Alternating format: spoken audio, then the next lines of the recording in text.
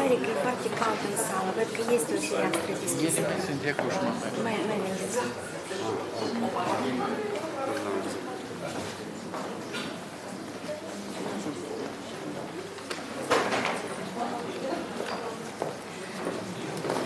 Dear colleagues, professors, researchers, ladies and gentlemen, good morning.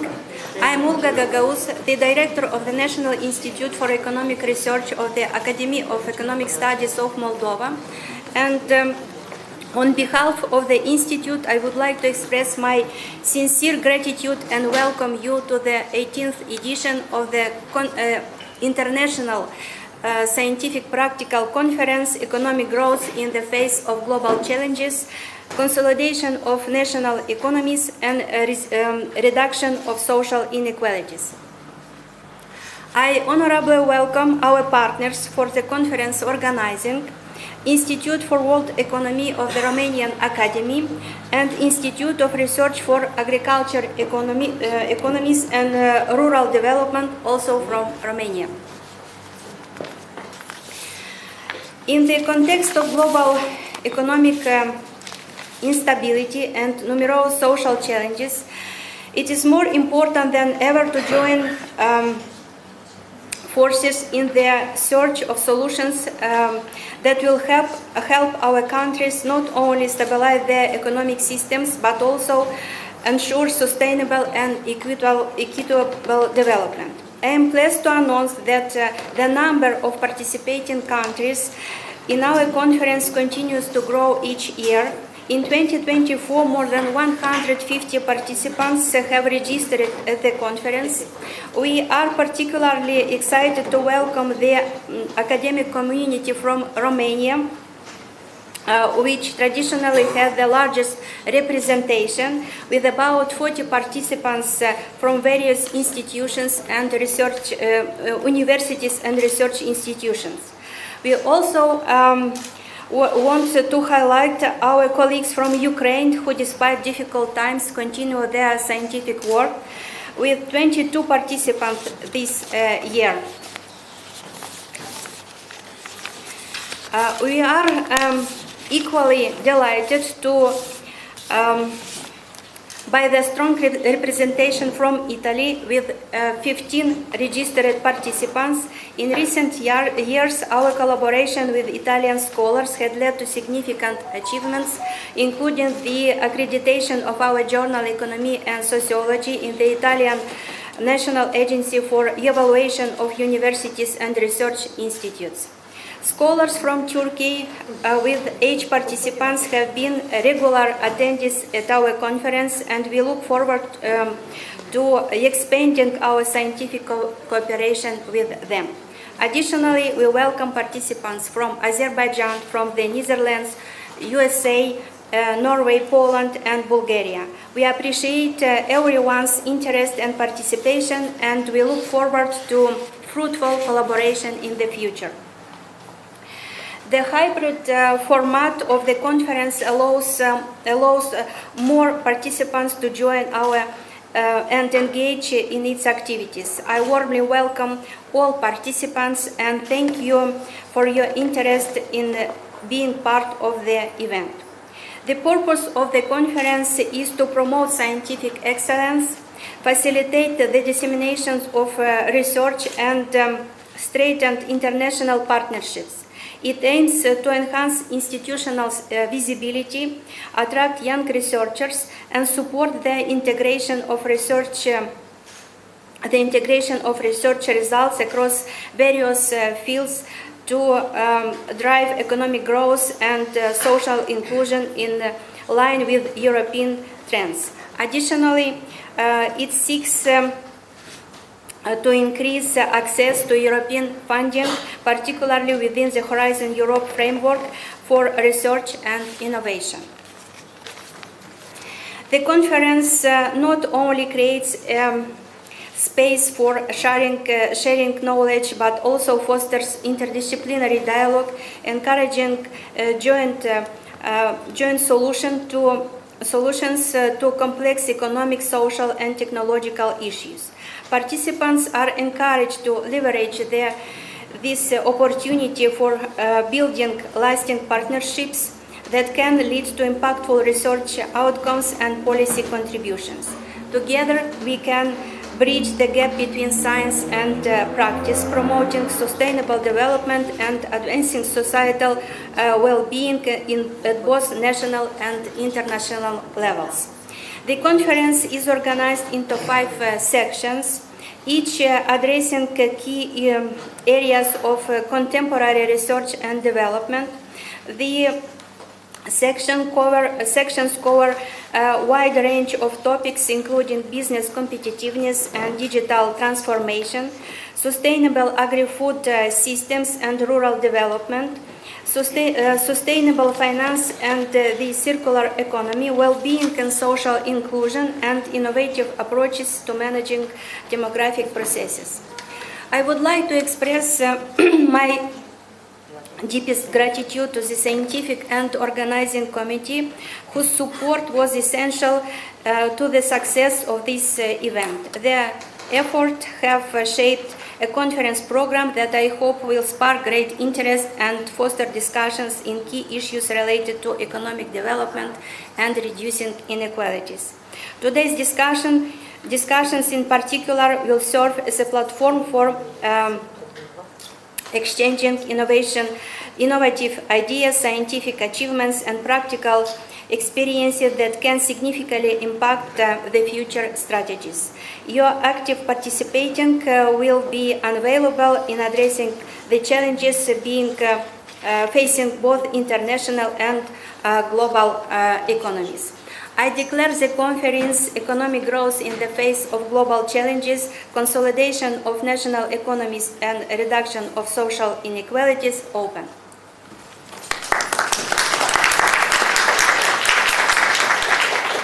And I would like to give the floor to the forward greeting to the Rector of Academy of Economic Studies of Moldova, Professor and correspondent member of the Academy of Sciences of Moldova, Alexandru Stratan, who is also the President of the Scientific Committee of the Conference.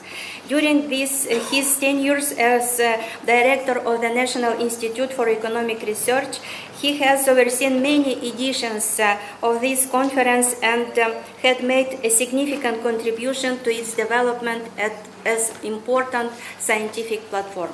Director, the floor is yours.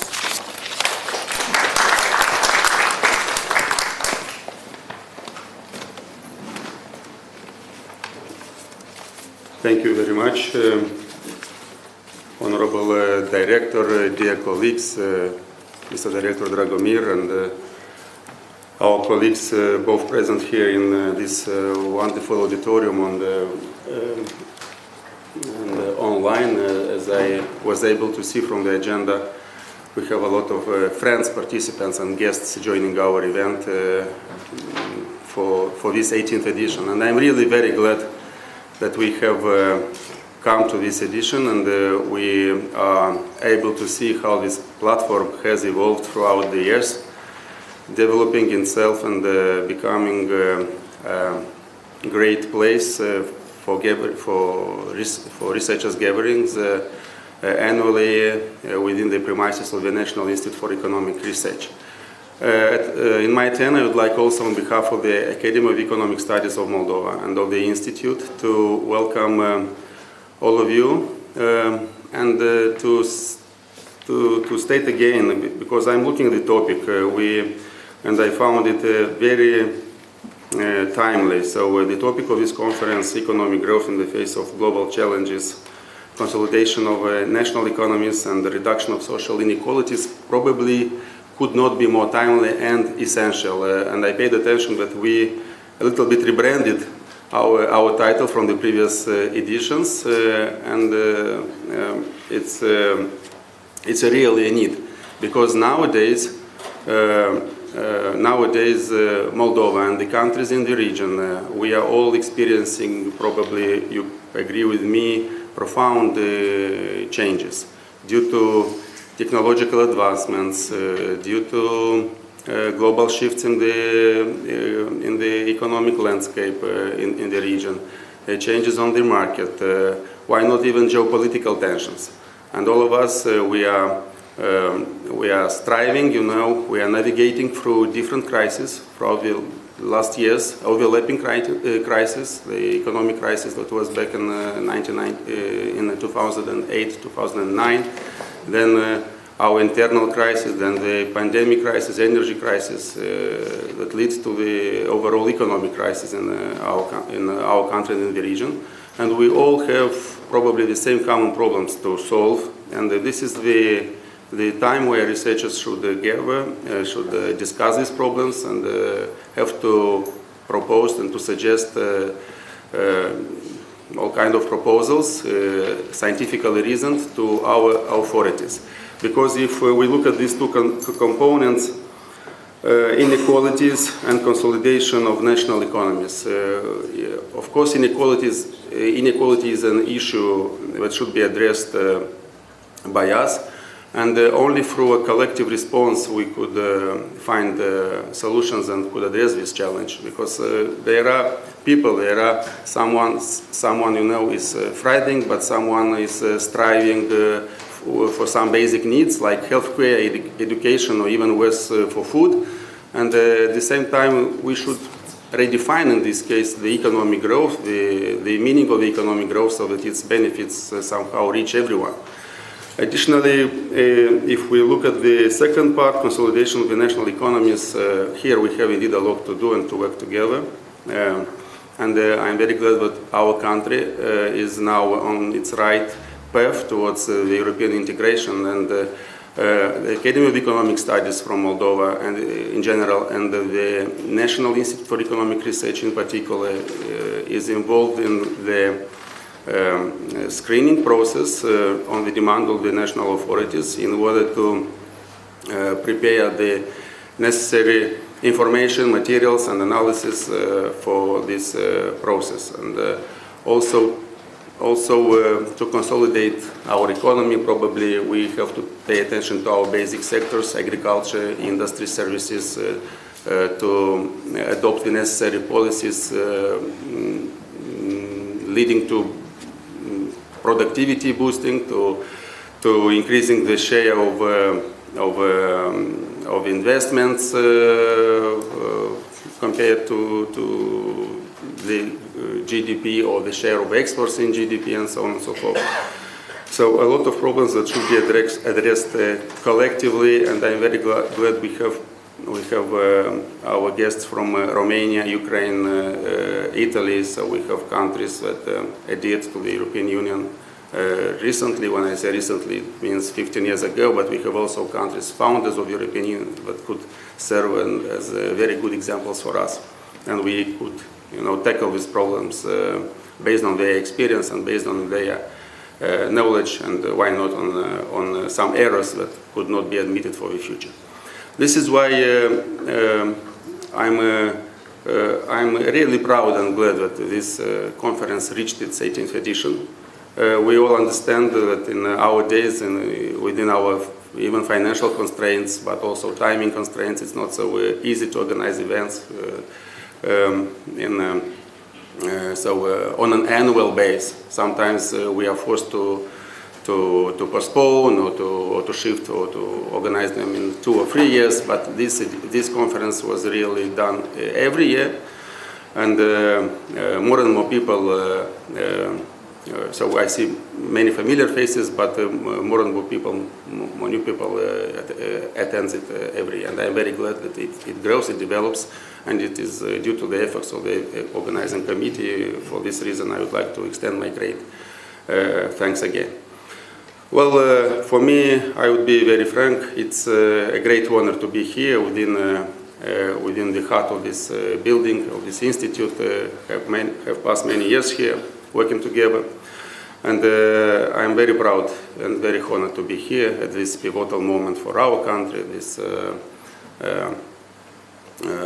conference again, which serves as one of the best platform for discussing economic, social, and why not geopolitical issues in order to find the best solutions. I would like to wish you all, my dear friends, my dear colleagues, productive 2 days talks, staying in Moldova, and wish you success and good luck.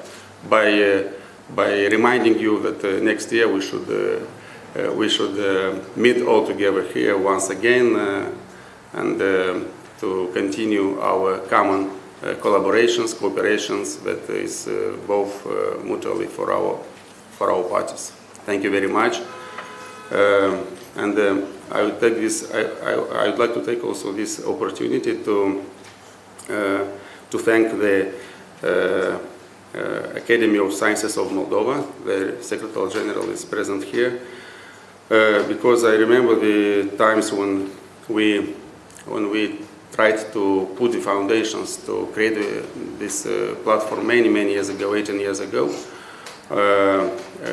It was probably also in combination with the creation of the new institute at that time. The Academy of Sciences was the body that took care of our institute and of this conference. And our deepest friends, okay, they are our deepest friends, but our deepest thanks goes also to the Academy of Sciences of Moldova. Thank you very much. Wishing you a lot of success, good luck, and have a nice day in Moldova.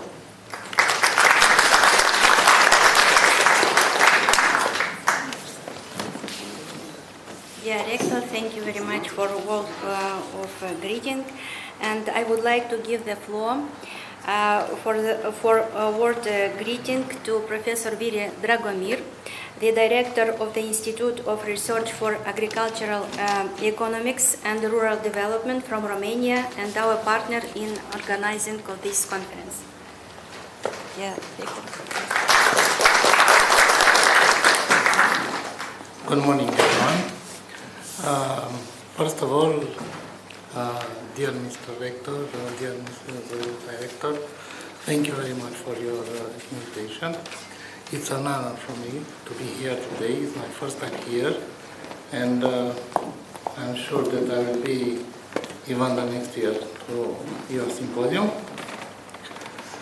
Also, I would like to thank you for your collaboration.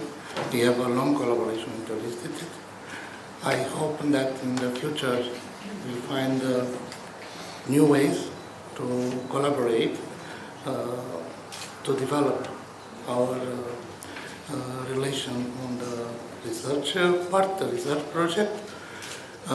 You are a trusted partner in our activity, and right now we are trying in Romania to create a living lab, and we would like to invite you and take your partner in this activity. Congratulations for your long activity, research part, also this symposium. There are 18 years since you organized this, and I wish you good luck with this event and in your future activity. Thank you very much.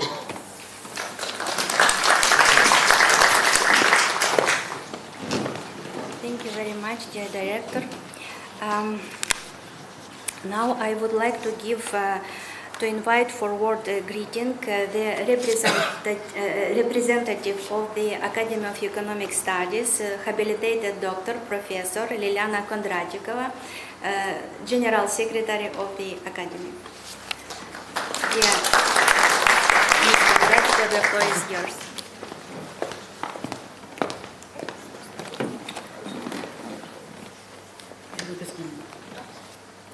Onorată asistență, mă bucur să vă revăd aici, fiindcă știu că dacă este început de octombrie, atunci vorbim de Institutul Național de Cercetări Economice, fiindcă revenim aici de fiecare dată și cred că am o felicitare și o emoție deosebite, fiindcă ați atins vârsta majoratului. Aveți 18 ani, ceea ce a 18-a ediție, nu, eu sunt istoric și de asta, adică ar trebui să număr cifrele, da? Deci 18 ediții, ceea ce este foarte important și este un lucru de invidiat pentru alte instituții, alte organizații, alte conferințe care au un nivel spre ce tinde, dat fiind faptul că aveți organizată de fiecare dată o conferință model, o conferință exemplu demn de urmat pentru alte instituții, atât din domeniul economiei, cât și din alte domenii conexe. Stimate domnule rector al Academiei de Studii Economice, domnul membru corespondent Alexandru Stratan, stimată doamnă doctor habilitat Olga Găgăus, director al Institutului Național de Cercetări Economice, sunt onorată de acel tandem dintre acele două instituții care le-ați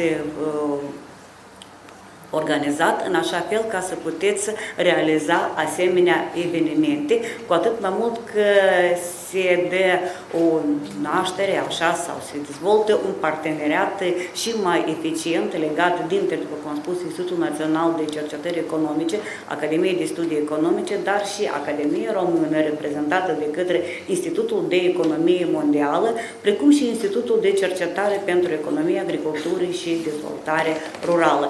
Deci sper că acest parteneriat durabil va duce la realizarea mai multor conferințe și evenimente, cu atât mai mult că voi, economiștii sau cei care fac cercetări din domeniul conexie cu economia, cu sociologia, cu demografia, aveți un cuvânt greu de spus pentru dezvoltarea durabilă a societății, pentru realizarea problemelor pe care le avem în plan economic și pentru a crea acel mediu, acea ambianță necesară pentru integrarea în spațiul european, atât în mediul științific, cât și integrarea Republicii Moldova în Uniunea Europeană, care este o cale irreversibilă pentru Republica Moldova. În numele Prezidiului Academiei de Științe a Moldovei, felicit organizatorii, felicit participanții la această conferință, fiindcă agenda pe care am consultat-o este una impunătoare, de dovadă de o activitate a Comitetului Științific și Comitetului Organizatoric, care au fost foarte activi în a aduna buni și cei mai buni specialiști din domeniul economiei, demografiei, sociologiei, care se regăsesc astăzi cu comunicările în cadrul acestei conferințe. Țin să menționez că avem la Academia de Științe a Moldovei o platformă care este coordonată de către domnul membru corespondent Alexandru Stratan și academicianul Grigore Filosteșnic și care, într-adevăr, se axează pe problemele socioeconomice, pe care vă invităm să accesați această platformă care se află pe pagina web a Academiei de Științe a Moldovei și pe baza acestei platforme sunt realizate mai multe conferințe, prelegeri, dar și lansări de carte din domeniul socioeconomic. De asemenea, anul în 2023, la Academia de Științe a Moldovei, după modelul Academiei Române, a fost formată și Comisie de experți în domeniul socioeconomic și atunci această comisie de experți din care fac parte specialiști din domeniul economiei, atât din Republica Moldova cât și din România și care este coordonată de către academicianul Grigore Filosteșnic și membru corespondent Alexandru Stratan, devine iarăși un punct de plecare pentru specialiști în așa fel ca să ne coagulăm eforturile în vederea dezvoltării durabile a societății noastre.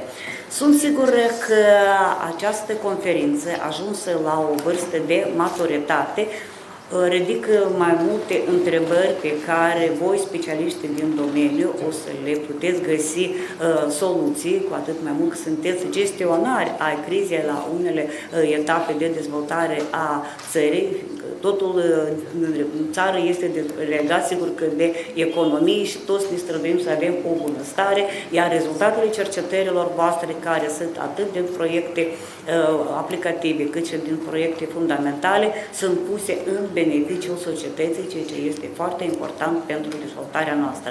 Sunt sigură că acel parteneriat va fi unul de durată, va fi cu produse și cu rezultate eficiente care vor fi puse în valoarea și în beneficiul societății. Veți încheia relații de colaborare atât la nivel de instituții, am zis că am consultat agenda și aveți reprezentanți din Republica Moldova, sigur că din România, din Ucraina, din Serbia, din multe regiuni, dar și o să legați și parteneriate de colaborare în personale, fiindcă foarte multe relații de activitate pe care le aveți, proiecte, începuturi, inițierea unor proiecte, sunt axate acum, aici, în sală, datorită relațiilor de colaborare pe care voi le aveți.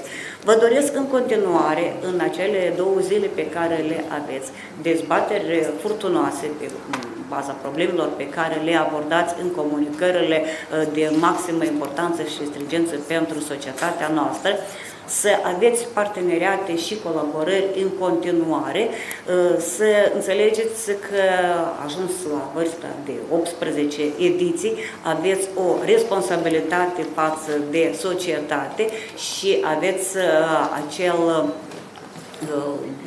bonus din partea tuturor cercetătorilor, fiindcă știu că voi, economiștii, aduceți plus valoare la dezvoltare, veniți cu propuneri concrete, cu recomandări care sunt necesare pentru dezvoltarea societății într-o ambianță corectă, eficientă, într-un mediu academic, într-un mediu științific și într-un mediu european pe care noi cu toți dumneavoastră suntem. Felicitări organizatorilor, felicitări participanților și să ne revedem cu bine la următoarele ediții.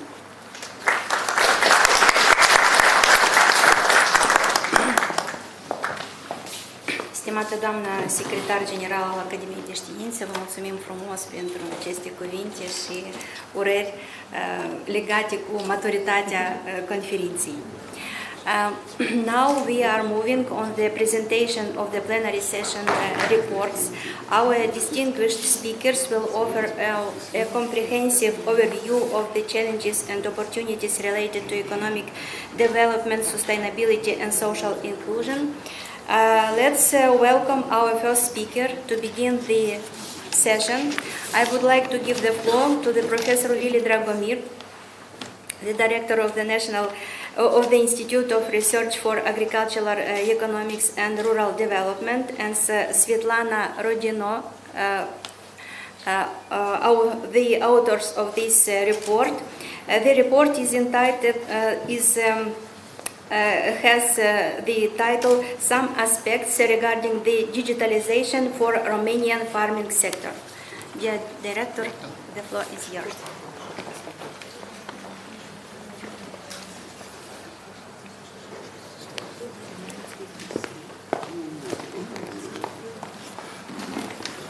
Thank you very much. I will try to present you today, as you said, Mr. Director, some aspects regarding the digitalization for Romanian farming sector.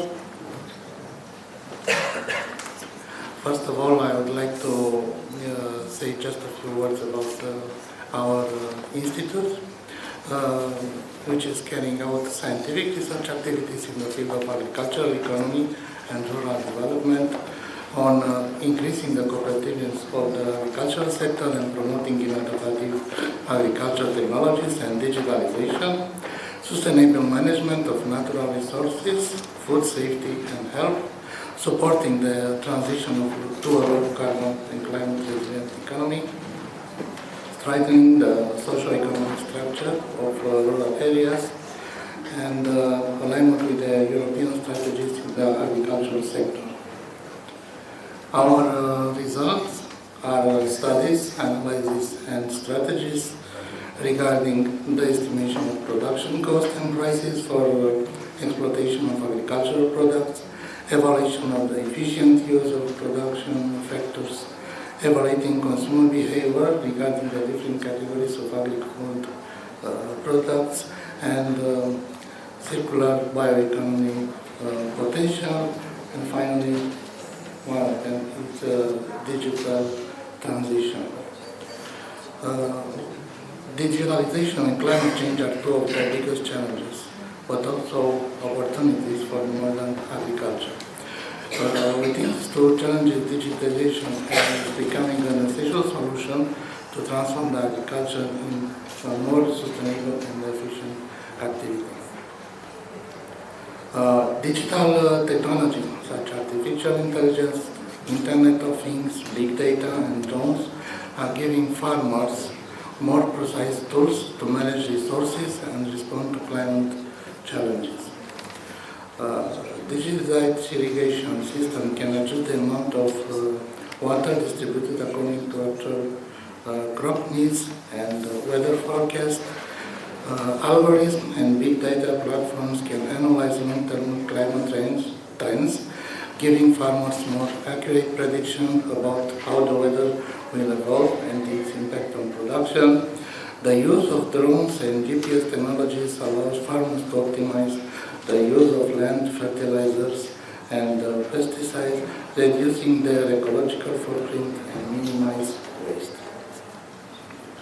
Digitalization can help reduce the greenhouse emission from agriculture by optimizing the consumption of energy, water, and fertilizers.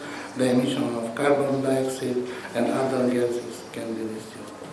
Also, digitalization has a huge potential.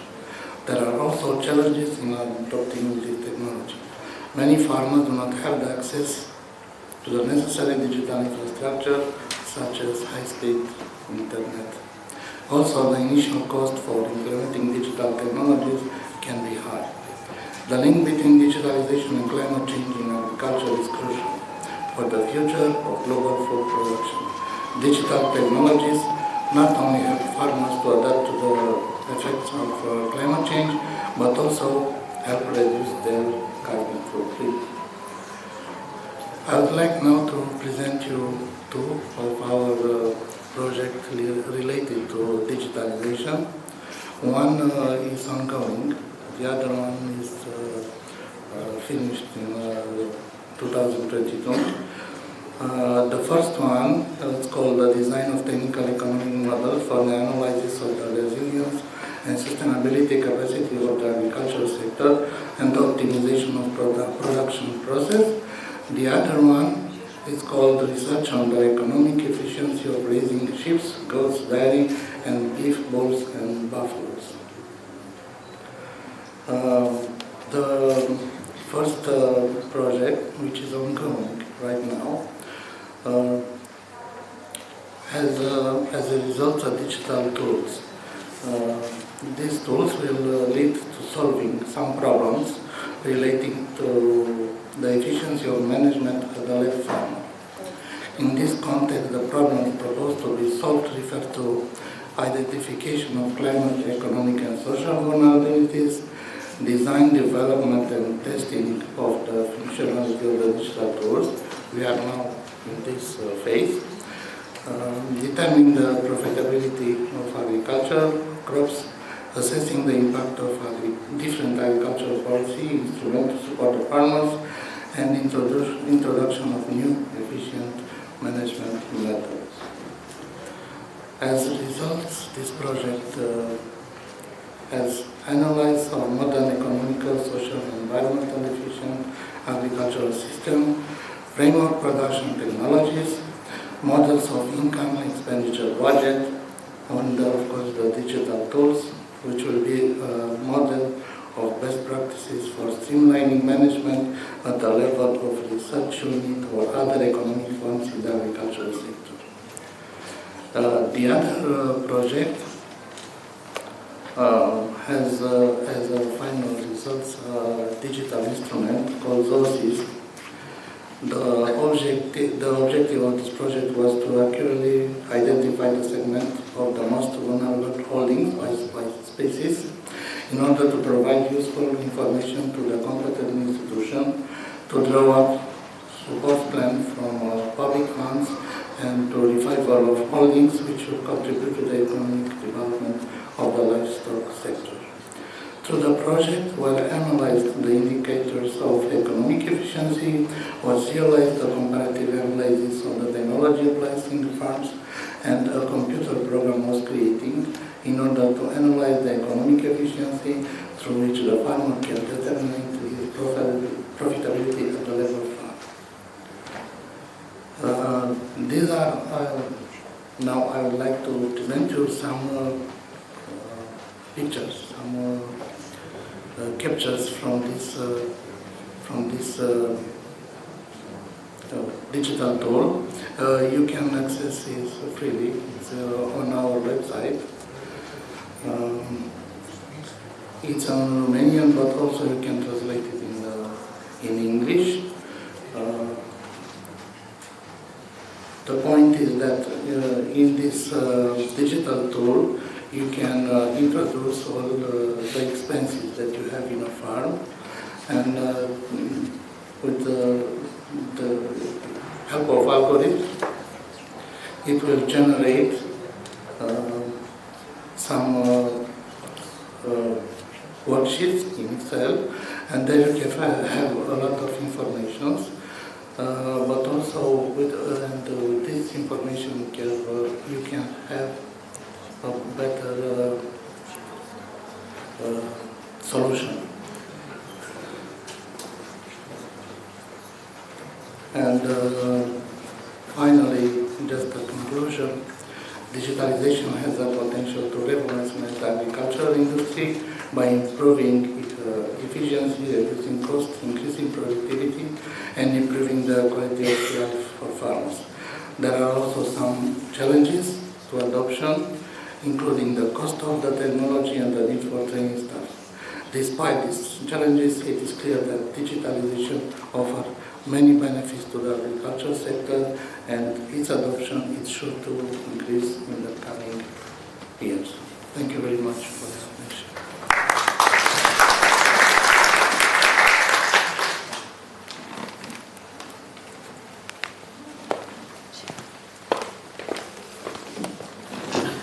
Thank you, dear professors, for these very interesting insights related to agricultural economics. And I hope we will have new projects with our institute, and we will have a productive collaboration in the future. Now, I would like to give the floor to Professor Simona Moagar-Poladian, habilitated doctor, professor, director of the Institute for World Economy, Romanian Academy, also our partner in the conference organizing. The report has a title, The Role of the Euro in the EU Economic Development and the International Monetary System. Dear Professor, the floor is yours. Thank you very much. Good morning, everyone. I would like to say very briefly that I am very honored to be together with you in organizing such very complex and a conference with many years of improvement. Now, like Mr. Secretary of Moldovan Academy said, this conference celebrates now the age of maturity, and I'm very honored to be together with you in organizing such a beautiful conference. And now I would ask to share the screen, because I have a message. You cannot start screen. I don't know why.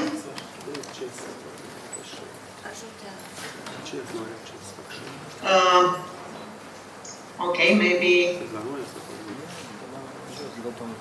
So why I choose this subject about the importance of euro on the European Union level, also on the international monetary system, because this year, on 1st of January 2024, euro zone celebrates 25 years from launching, of existence. Since the 1st of January 1999, a new chapter of economic and monetary union opened in Europe, in which the euro has become a reality. Most of the European Union member states of that period, namely 11 of a total of 15, led by the core states, Germany and France, adopted the European single currency. Subsequent enlargements of the European Union, namely the enlargement from 2004, 2007, 2013, strengthened the European Union, created the conditions for the entry of new states into the Eurozone, as they've met the economic and financial convergence criteria set out in the Maastricht Treaty. The provisions laid down in the European Union Admission Treaty of every new EU member state are of course different, because their accession agreement stipulate that they should adopt the euro when they meet the all four criteria for economic and financial convergence agreed in the Union Treaty. Once again, I would mention the Treaty of Maastricht, which was signed in 1991. In the 25 years since the euro launching, this currency, this euro area, has expanded from 11 to 20 members. The Eurozone economy has been affected by different and sometimes overlapped crises. And I would mention international financial crisis, which started in the autumn of 2007 in the USA, periods of modest economic growth at the limit of recession, shocks caused by increasing commodity and energy prices, military conflicts, and pandemic crisis. All these were at the same time tests of the EU durability. Currently, out of the 27 EU member states, only 7 did not adopt single currency. 6 having the status of Eurozone member states with derogation, including Romania. Denmark, I would mention Denmark, the 7th country. Denmark has the right to stay out of the Eurozone. In this case, it would have been the UK, but this country, we know, already left the EU in 2020. In total, the euro area is an European area with almost around 350 million inhabitants, with a GDP totaling almost 12% purchasing power parity percentage of the total world, and the GDP per inhabitant of almost $38,000. Since the launching of the single currency, we observe the influence of the single currency on the world level remains significant, being on a constantly place, namely the second place after the US dollar. We have to add the euro project has not been assumed as an alternative to the US dollar. It is a political project, we have to mention that. Eurozone is a European political project. But this has not been assumed as an alternative to the US dollar. But it was intended that once put into practice, it would be a binder of the EU economic integration from the very beginning.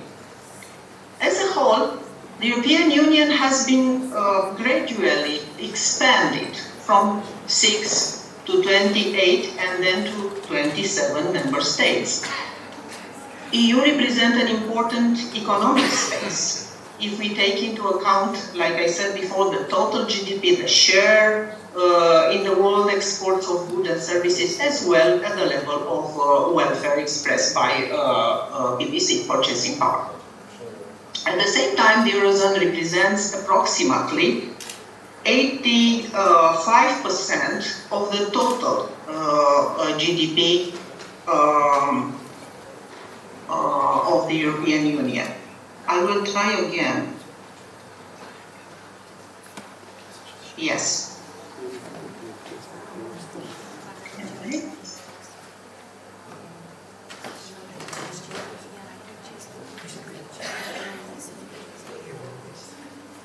Can you see?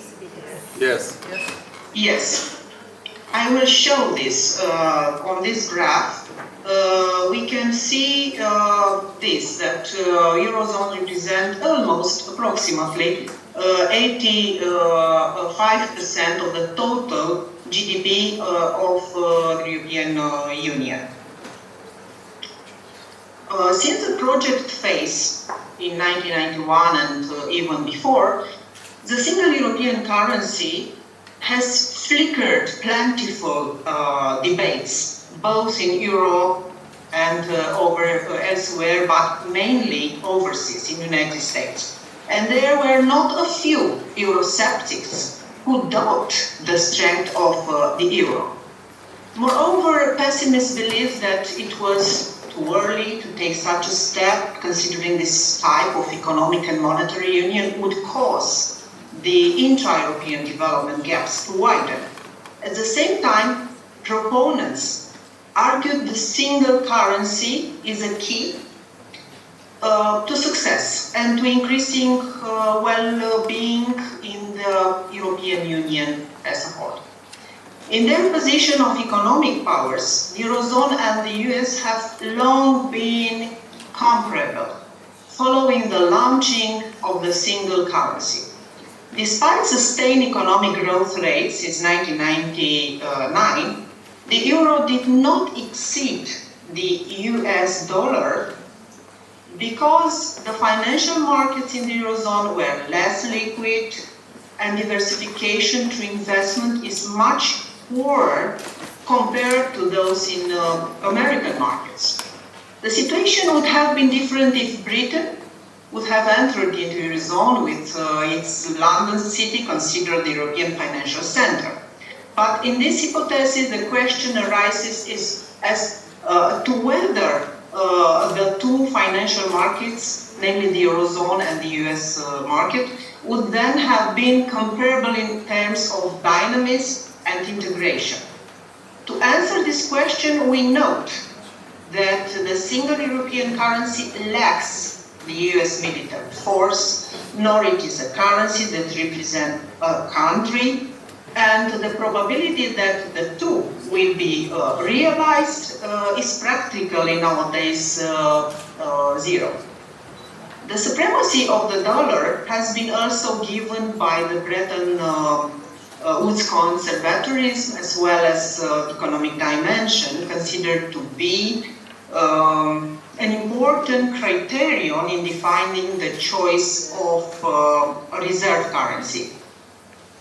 And now I will refer very briefly to the international role of euro as a liquidity provider.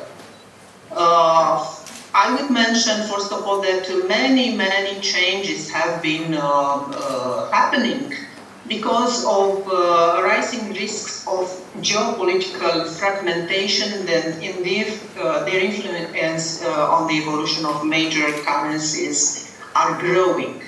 After the invasion of the Russian Federation into Ukraine, a series of punitive measures were decided, including the freezing of almost half of the official foreign currency held by the Bank of Russia, as well as the exclusion of most Russian-owned banks from the SWIFT system, the main financial system used for rapid cross-border payments.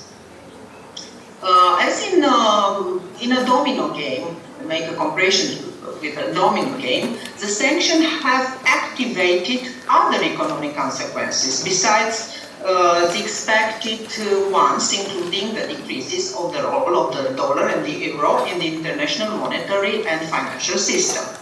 The reaction of the states of the world was to reduce the risks, and therefore they decided to diversify the portfolios of the official foreign exchange reserves.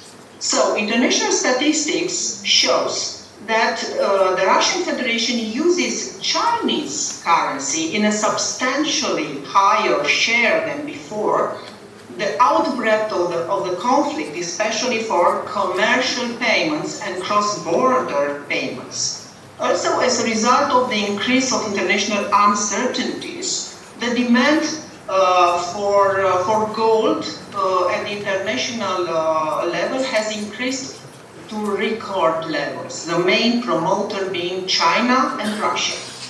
Today we know that although the US share of trade and finance in the world is on a steady trend of decline, especially after the outbreak of international financial crisis in 2008, the dollar continues to hold the first place, to occupy the first place as the most used currency in the official reserves of states, and insecurities issues, although a gradual decline is observed, of course, observed.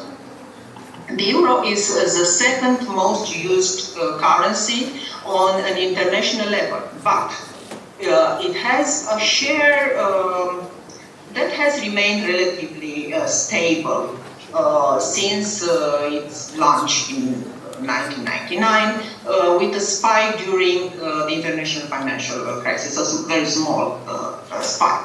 A dominant currency confers various economic, financial, strategic advantages on the issuing state. These advantages are increased over time by the development of financial and commercial links, granting cross-border loans to countries that choose a currency for invoicing commercial transactions, which contributes to increased confidence. Of course, confidence is very important in the international monetary system. The more intense and extensive also these links become worldwide, the more the influence of the internationally dominant currency increases. Empirical data shows that cross-border bank loans in the US dollars, and in particular in euros, are highly concentrated in a small number of countries. In the case of the role played by European single currency, it is noted that Brexit has influenced the reduction of the use of the euro in loans granted to non-banking institutions first of all. The euro tends to be more a regional countries, a currency of Eurozone and European Union countries, while the use of US dollar in cross-border bank lending is global. Maintaining the role of the euro as the preferred currency in international trade invoicing is explained by the European Central Bank, ECB, analysts through the high volume of trade that is carried out between the Eurozone member states and non-EU trading partners. The costs resulting from currency exchange are thus lower. I will refer to the use of the euro as a payment billing currency in extra-EU trade.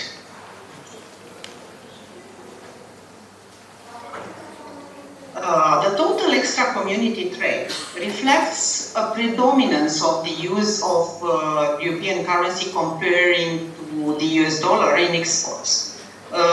In this figure, we can see this. We have a period of 5 years. And we can see that in, let's say, European currency, it is used in a proportion, a share of 52% compared to 32% in using US dollar in 2023. As regards imports, the situation is somehow reversed, with the dollar being used for half, 50%, with euro payment accounting for 41% of the total. According to statistical data published by the European Union, the four main importers of goods accounted for a share of almost 70% to thirds of the total extra-European Union volume, as follows. Germany with around 26%, Netherlands with almost 18%, Italy and France each having a little bit over 11% in 2023.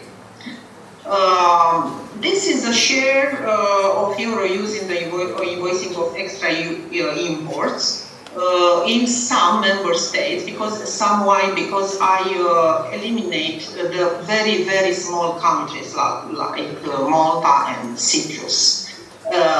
Comparative situation, this is a comparative situation in 2018 with 2023. Very briefly, what we can see here, these figures show that in some EU countries such as Germany, Croatia, Austria, Slovenia, Slovakia, Latvia, Italy and Estonia, the share of payments for imported products exceeds the EU 27 average, which is a little bit over 40%. Romania is close to the average of European Union with a share of 41.4% in last year.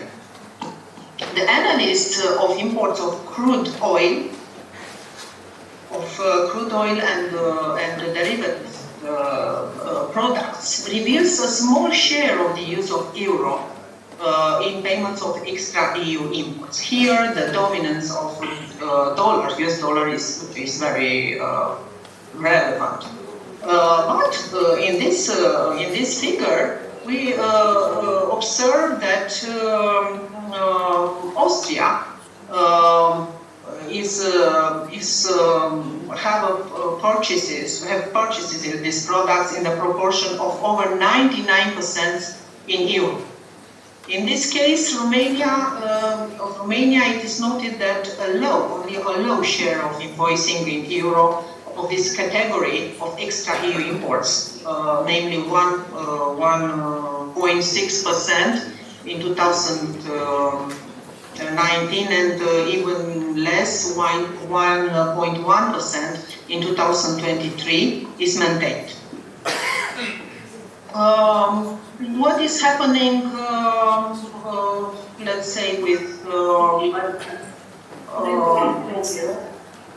imported regards of invoicing of imports of manufactured products?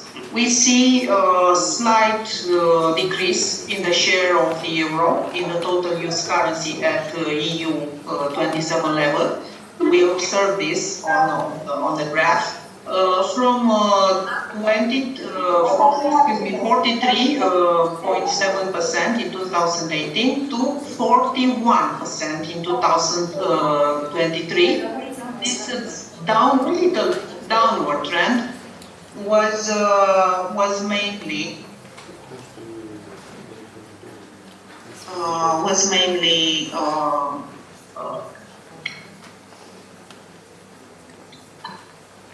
mainly due to the UK's exit from the EU in 2020.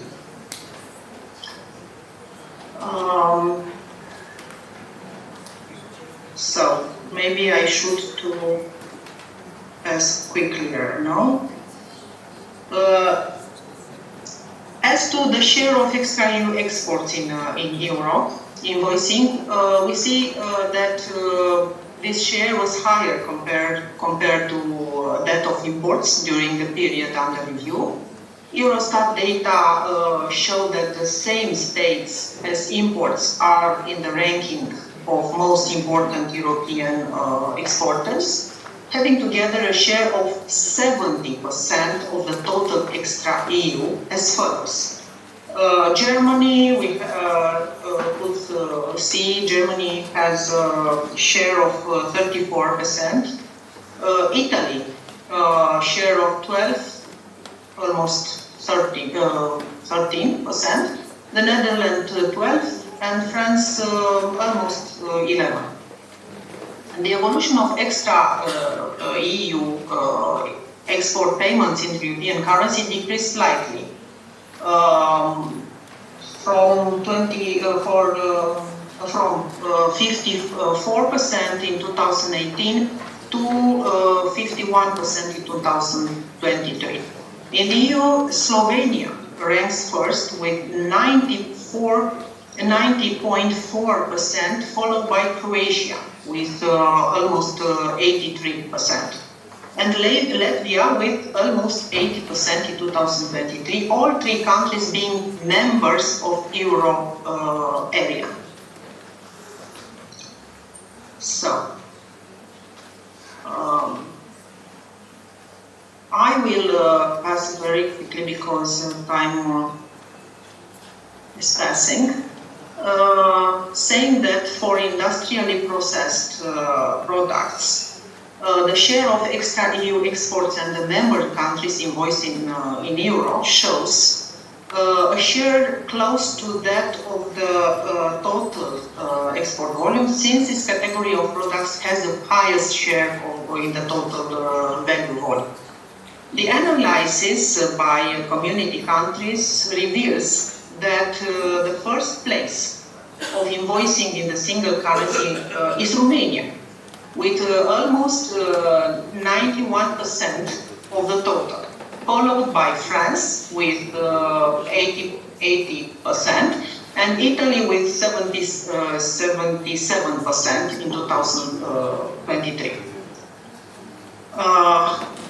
And also we can see that in the share of euro in the invoicing of export of industrial process extra community products, the category of industrially processed products and based on Eurostat data, we see the largest share in the group is a subcategory of cars and vehicles that dominate both imports and exports. If I remember well, in absolute volume, this trade totals over 2,100 billion euros in 2023. Exports of such products in relative terms accounts for almost 40% of the total value of extra-community exports in 2023.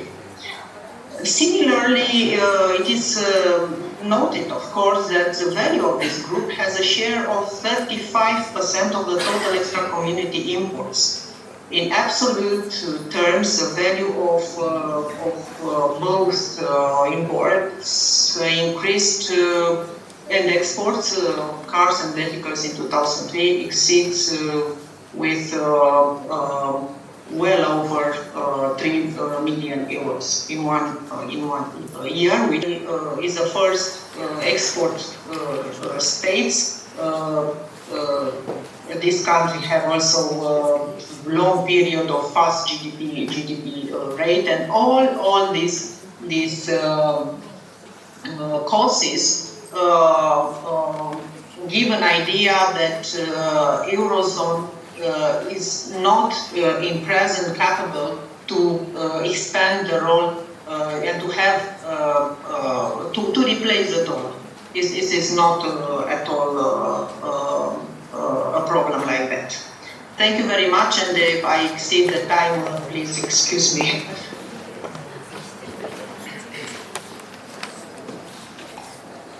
Thank you, dear Professor, for this comprehensive report. Now we are moving. You are on mute. Now? Do you hear me?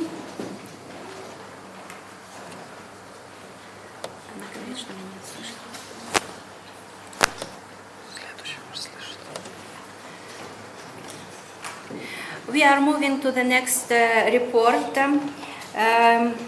with very provoking topic, the sentiments behind central banks' words, a case study for Central and Eastern Europe.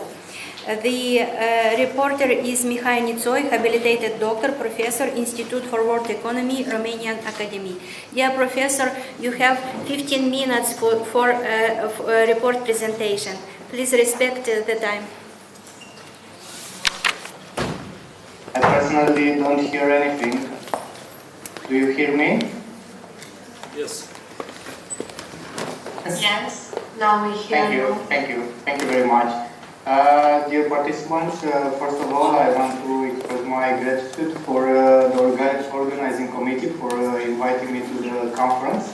I'm very honored to participate, and I hope that next year we will meet on the site. Second of all, I want to give a special thanks to Professor Angela Timuș, who invited me personally and very kindly supported my request.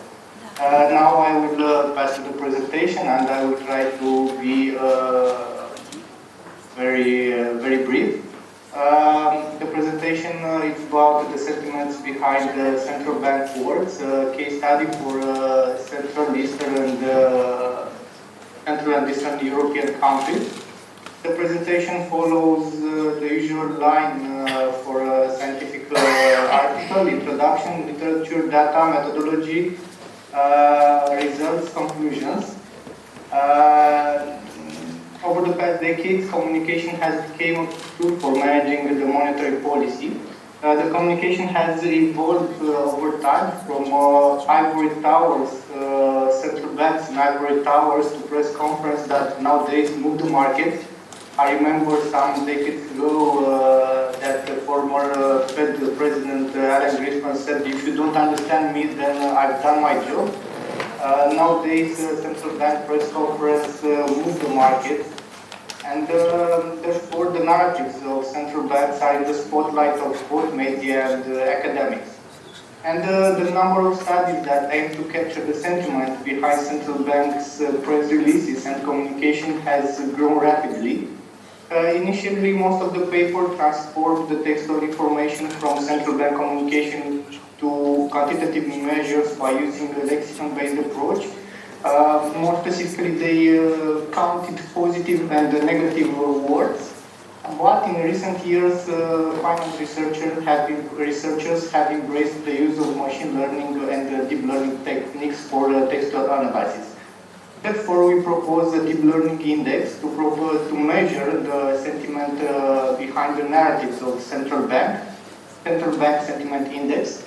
And we have some research questions. Does our central bank sentiment index vary if the language representation model is fine-tuned on a different corpus of annotated sentences? How does our index relate to other financial uncertainty measures? How does our index behave compared to other central bank lexicon-based sentiment indicators? Can our proposed index anticipate future policy rate changes? And how does the predictive power of our index perform to other lexicon-based indicators? Our study enhances the existing literature in three key ways. First, we propose a new framework for capturing the sentiment behind the central bank communication index, which is a deep learning method and based index.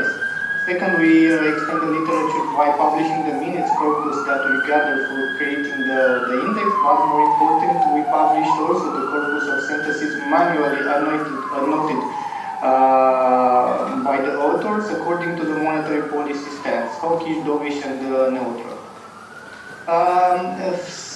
The fourth contribution is that our index is related to press communication for central bank in Central and Eastern Europe. Most of the sentiment indicators in the literature are based on Fed and the ECB communication press releases. There are a large number of studies in the literature that aim to capture the narratives behind the central banks. I will not detail each of these studies, but there are two categories of studies that capture the narratives of central banks by manually assigned values. These were the initial studies. Briefly and more exactly, they manually count the positive and negative words from press release. But nowadays we have natural language processing methods that try to capture the index, and deep learning index that follows labeled text to learn and to extract sentiments. More exactly, these techniques are based on similar labeled text data, the sentence that is labeled positive, negative, or neutral, and based on this label, afterwards, the technique tries to capture the sentence. We have, for data, for building the monetary central bank sentiment index, we manually collected a corpus of approximately 591 monetary policy minutes with a total of over 50,000 sentences. The corpus is manually connected from Czechia, National Bank of Hungary, National Bank of Poland, and National Bank of Romania websites from 2007 to 2022. We have here some readability measures, a linguistic analysis of each central bank minute by presenting different readability measures. The minutes corpus differs in terms of length. Hungary has the longest minute, but while Czechia prefers a more concise minute. However, compared to Poland and Romania, the minutes of Czechia and Hungary have similar readability scores, requiring the lowest number of years of education needed to understand the minutes. Romania records the highest readability scores and has the highest average words per sentences. We have here a bag of words that extracts the more frequently used words in each of in the minutes of central banks. We see some differences for Czechia. We see that exchange rate and interest rates are the more frequent terms used. For Hungary, we see that economic growth, base rate, monetary policy, monetary condition are the most frequent. For Poland, we see interest rate, we see economic activity, we see economic growth, while for Romania, we see a more focus on annual inflation rate and inflation rate. The methodology that we used relies on Google's bidirectional encoder representation from transformers, a BERT model. Generally, the BERT uses a transformer to process the entire sequence of the words on both the left and the right context simultaneously. BERT is a pre-trained model on a corpus of more than 3 million words. The model is appropriate to analyze standard test corpus like the one on which it was pre-trained. For domain-specific tests, the model must be further pre-trained on a similar corpus in order to improve classification. We randomly select a sample of sentences from the corpus of central bank minutes, and we manually label each sentence by considering the hawkish, the dovish, and the neutral stance of monetary policy. Generally, central bank hawkish sentiment is related to expansionary phase of the economic cycle, being associated with the probability of more aggressive monetary policy. In the context of higher inflation expectation, higher economic growth, and tight labor market. Conversely, central bank dovish sentiment is linked to the negative stage of the economic cycle, being correlated with an expansionary monetary policy, lower economic growth, and eased labor markets. We use Feinberg model, which is a BERT model further pre-trained on Thomson Reuters financial corpus, and we fine-tuned the Feinberg model on our dataset of over 2,000 labeled sentences on central bank monetary policy states. These sentences, as I said earlier, are labeled on hawkish, dovish, and neutral sentiments by manually labeled by bias.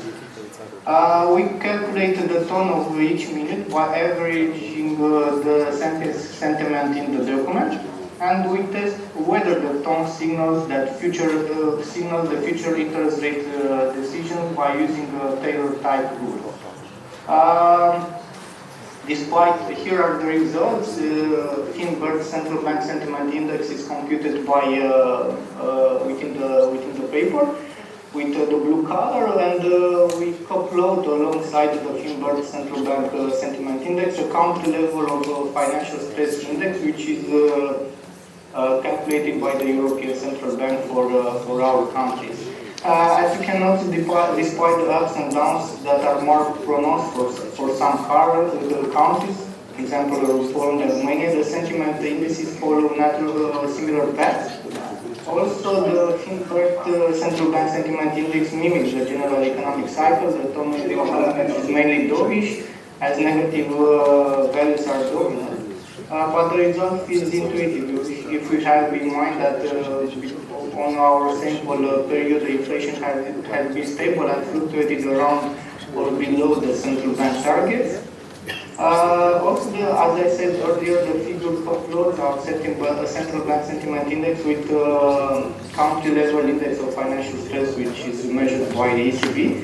The two time series mirror each other. Higher levels of country level index of financial stress corresponding to lower levels of central bank sentiment index.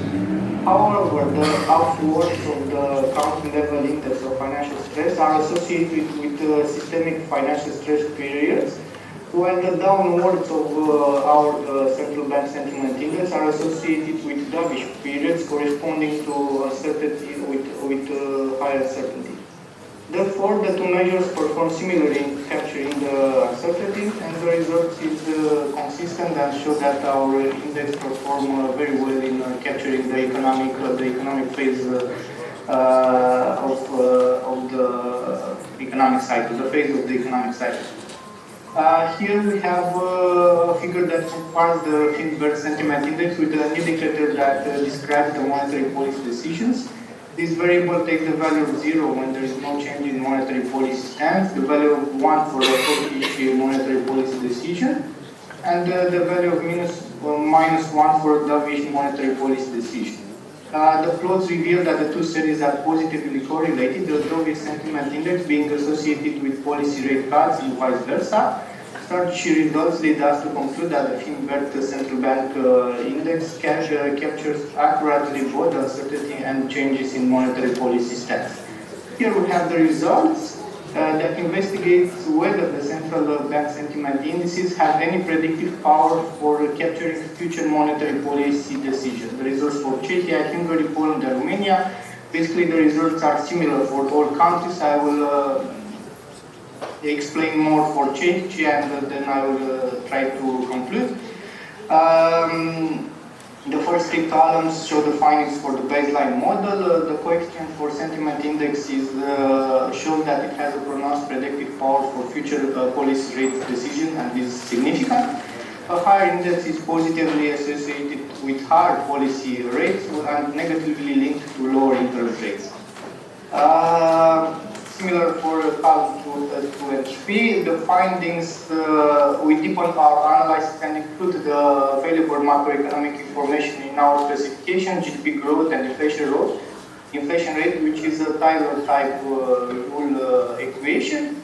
And we also noticed that for all specifications, the coefficients for the sentiment index, hawkish, general index, and dovish index do not change, being continuously related to and predicting future monetary policy changes.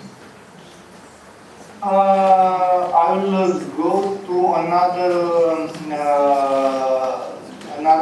robustness test. As we have said in the methodology section, it is important to see the Finbert Central Bank Sentiment Index obtained by fine-tuning the Finbert on another corpus of sentences remain robust. Therefore, we individually fine-tuned the Finbert model on the sentence corpus of Czechia, Hungary, Poland, and Romanian central bank minutes. Consequently, we obtain 4 fine-tuned models. Afterwards, each of these models is used to obtain a sentiment index for each of the central banks, resulting in 16 sentiment indices. For each of these indices, we run a simple correlation with the general index obtained from the model fine-tuned all central bank annotated sentences. The findings are quite impressive in our view. We can notice that all the correlation coefficients are significant and higher than 0.9. Therefore, extracting the sentiment for Czechia press releases with the fine-tuned model on the annotated labeled sentences from Hungary minutes will lead to similar results for the Finbert index obtained for Czechia after fine-tuning the model of the corpus of all labeled sentences press monetary policy releases. I'll go to conclusions. We contribute to the literature by fine-tuning the Finberg model on manually labeled sentences randomly chosen from central bank minutes. Our index is a significant predictor for central banks' forward guidance, and our indices surpass other lexicon-based indicators. Finberg Central Bank Sentiment Score is a good measure of the financial uncertainty, leading to similar signals as the country level of financial stress, which is measured by the European Central Bank for the member states of the European Union. And our framework enables possible future research in developing more accurate sentiment indicators for central banks in emerging countries. We have noticed that similar studies that use BERT models to capture the sentiment for Federal Reserve. Therefore, we think that our framework can open some future research on emerging, the communication of emerging countries. For example, the press releases of for monetary policy decision of National Bank of Poland of Moldova can be researched, and the index can show some particularities. And I think that's all. Thank you very much for the time, and if there are any questions, I will be glad to take them.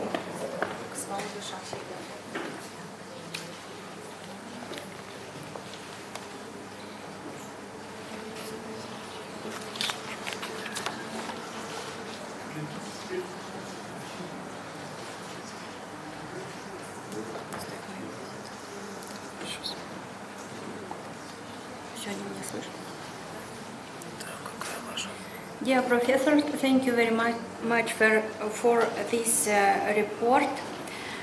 We are late. The next reporter, I am the next reporter. My presentation is titled "The Population of the Republic of Moldova at the Horizon of 2040: Economic and Social Implications."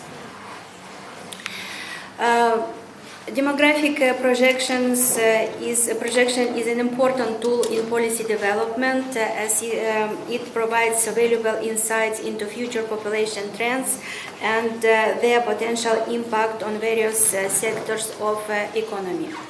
In our country, in the Republic of Moldova, Center for Demographic Research of the National Institute of Economic Research is responsible for developing demographic projections. I would like to mention that in this year was adopted a government decision on 17 April that approve the Center for Demographic Research responsible for developing the official projections at national and territorial levels. I would like to emphasize that the Center for Demographic Research has a large experience in developing demographic projections, and the first official projection is the 5 series of in our practice. All demographic projection starts with the analysis of current demographic situation. In this slide, you can see that in recent years, Moldova's population has continued to decline rapidly. Between 2019 and 2024, the population decreased by more than 261,000 people, or approximately 10%. The main factor contributing to this decline remains the high level of immigration, accounting for 212,000 people during this period. Additionally, the number of deaths has gradually surpassed the number of births, leading to an increase in natural population decline. Between 2019 and 2024, the natural decrease amounted to about 49,000 people. Based on this data, 3 demographic projections scenarios were developed until 2040. The first low scenario suggests a smaller improvement in life expectancy compared to the other scenarios and a decrease in the fertility rate. A small decrease. Negative migration remains relatively high, indicating that a significant number of population of people continue to leave the country. The scenario is the most likely, especially for the next 5 years. Medium and high scenarios assume a significant improvement of population health, leading to a substantial increase in life expectancy. Additionally, a slight increase in the fertility rate and a considerable reduction in negative migration, almost reaching stability, are projected. I would like to emphasize that all three scenarios assume a significant reduction in immigration.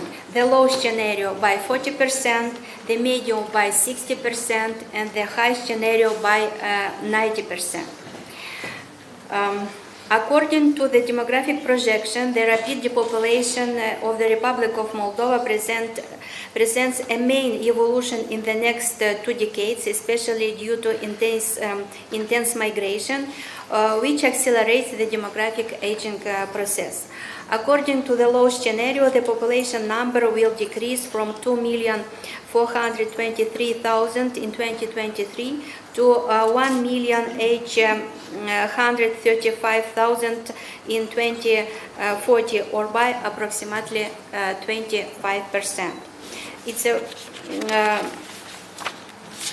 It's a very unfavorable situation, but this trend is determined also by age-sex demographic structure. In this slide, you can see demographic age-sex pyramids. It's a graphical representation of population structure. In this slide, you can see all currently living generation from 0 to 100 years old, the pyramids for 2023, and all generation projected to be living in 2040 according to our projection. The age-sex pyramid for 2040 vividly demonstrates the deepening of demographic aging. In the coming decades, many generations born in the 1916 will reach old age, significantly increasing the proportion of older individuals. Meanwhile, the largest generation of the population, those born in 1918, will still be at working age. This demographic group will play a crucial role in sustaining the economy, and they will form the backbone of the labor force. Their economic productivity and contribution will be vital in supporting the aging population. The smallest generation will be those in their 30s and 40s, representing today's young people who are at the present in their 20, 25, who are actively involved in international migration, either for education or in search of a job. The population distribution by 3 major age groups, you can see that more than half of the total population will be age 50 and over. The share of people age 65 and over will increase from 70.5% in the total population in 2023 to 25.9% in 2040. The share of the working age population is favorable will constitute about 55% on total population. What is specific for demographic changes in our country? Aging of the older population. Percentage of the the population who is in 80 and over in total older population will double. You can see in this slide that the share of population age 80 and over in 2023 is 40.2%. In 2040 it will be 27.5%. And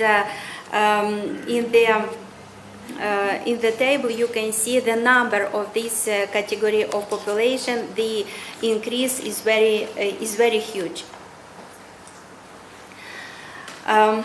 Population decrease components for 2020 for 2040. As you remember, all our three scenarios assume a significant reduction in migration. Despite this, the decrease in population due to migration remain quite significant.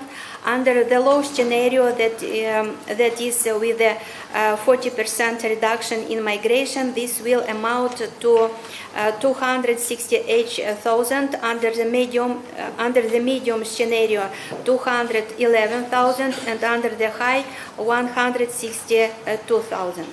In the same time, the population structure with a high proportion of older people and low proportion of youth intensifies the population decline due to negative natural growth, excess of deaths, overbirth.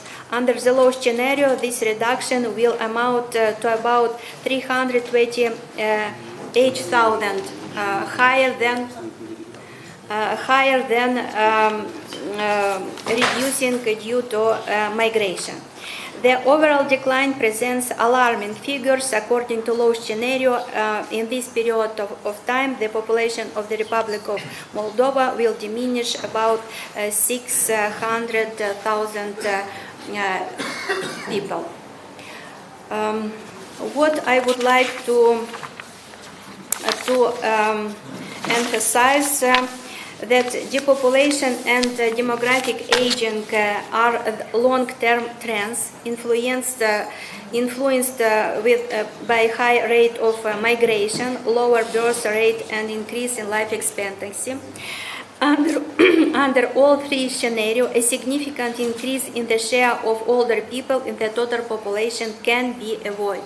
You can see that the difference between high and low scenario is very small, because the population who will reach 65 and over, there is a living generation who are at present in their 50 and over.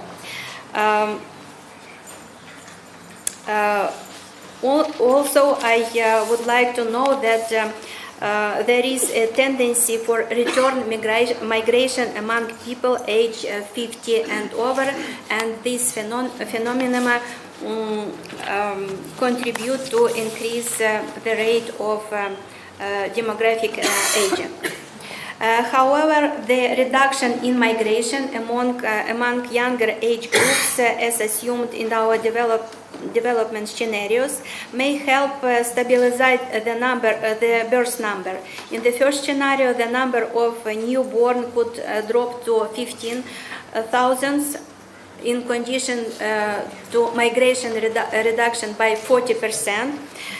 Conversely, in the high scenario, after a steady decline, the number of births may begin to increase. Over the long term, this could lead to improvements in the population structure.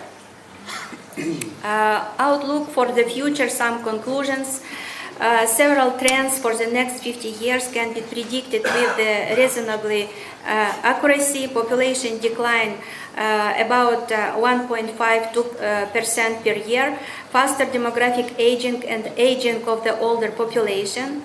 A smaller cohorts born after 2000 predominate in reproductive age group. The number of births is declining. Migration processes have become dynamic and more difficult to predict, introducing considerable uncertainty for the demographic outlook. Economic and social implications of demographic decline and aging.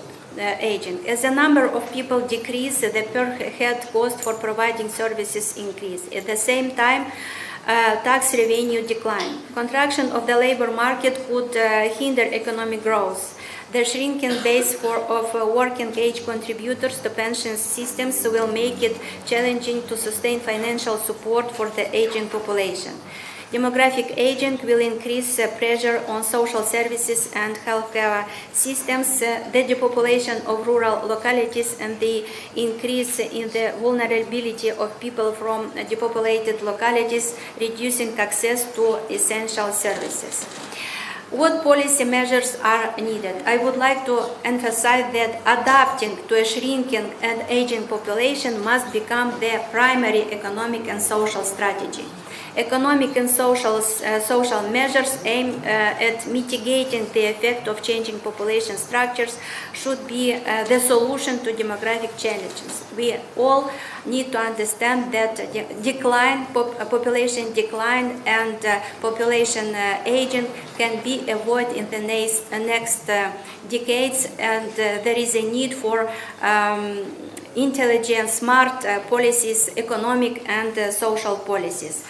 I close my presentation, and I would like to give the floor to my colleague Valeriu Prohnitsky, one of the leading economists in the Republic of Moldova, who will continue this topic, aging and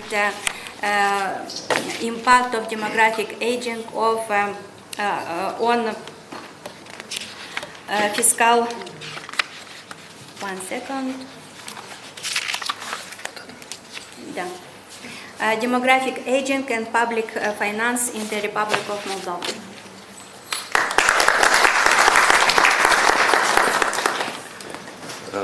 Good morning, everyone. I'm sorry for my dysphonic voice. I just get out of a flu, so I hope you can hear me well. My presentation is a natural continuation of Mrs. Gagauz's presentation, so I'd like to present you some reflections on linkages between, not linkages, but actually the impact of the demographic aging on fiscal situation, on fiscal position of the Republic of Moldova. So my approach is very practical oriented and very policy oriented. I will make a brief introduction using some key economic, some structural indicators. The demographic outlook has been already comprehensively presented by Olga Gagauz, so I will skip to insights from NTA. NTA, by the way, stands for National Transfer Accounts, and National Transfer Accounts can be conceived as a satellite set of system of national accounts, and NTA adopts an age-based disaggregation to the national statistics. So you can find, for instance, labor income or consumption disaggregated by age. Then I will discuss the fiscal impact of aging.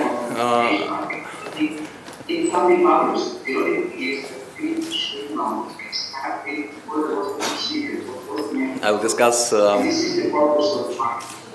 my presentation. So I want just to tell you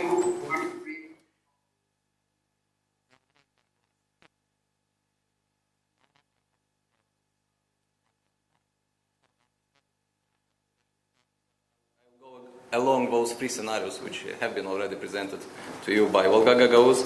Then I will touch upon policy responses, which are the key aspect of my presentation, and I will conclude.